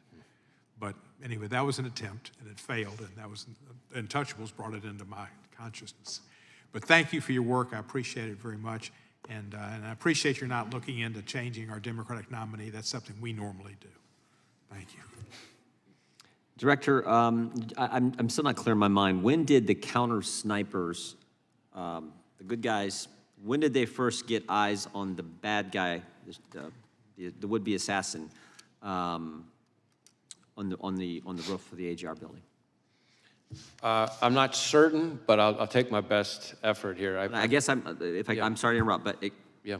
Did they have eyes on him before the local law enforcement was looking up on the roof and engaged with the bad guy shooter? I don't know the answer to that. I will look into that and get back to you. I believe we have the answer. I just don't know that I have it. I want to make sure I answer accurately. Because we thought, from the briefings that Mr. Abate gave us, or Abate gave us, excuse me, Abate gave us, and the briefings you gave the Congress, that they did, but it wasn't clear from your testimony. So if you can get that answer to us, that would be helpful. I want to circle back just a third time, if I could, to the Iranian threat to President Trump and some others, former members of our government. The reason I want to go back to that, because we now know that the Secret Service and Homeland Security denied resources to President Trump's detail that they had asked for. And it seems to me, if that all happened after you guys knew about the Iran threat and had briefed the Secret Service on that real threat, that's an even bigger problem. And that's why I was trying to get that timeline down, when you knew about it and when you briefed the Secret Service on the Iranians' threat to kill President Trump. So again, I really want to be careful to both be accurate, but also not to kind of stray into any kind of classified information or confirm the existence of classified information. So let me see if there's a way for us to get back to you on that question. I understand why you're asking. It may be easier to answer than I think, but at the moment in an open hearing, I'm not sure if I can see the right way to do that. Fair enough. We'll expect answers to both of those questions, and you can get back with us. That'd be great. Finally, anything else you want to tell us that we didn't ask? I mean, you came today and you told us some things that weren't even prompted by questions, and I just want to make sure if there's anything else you want to tell us regarding July 13th and what you've discovered, now's the time. Well, again, we're going to continue to engage with the Congress. I think we've covered a lot of the points that I really wanted to make sure that I got across, and just as I'm looking at my list, in one way or another, through the course of today's questioning, I think we've gotten through most of it. That concludes today's hearing. We thank our witness for appearing before the committee today. Without objection, all members will have 5 legislative days to submit additional written questions for the witness or additional materials for the record. Without objection, the hearing is adjourned.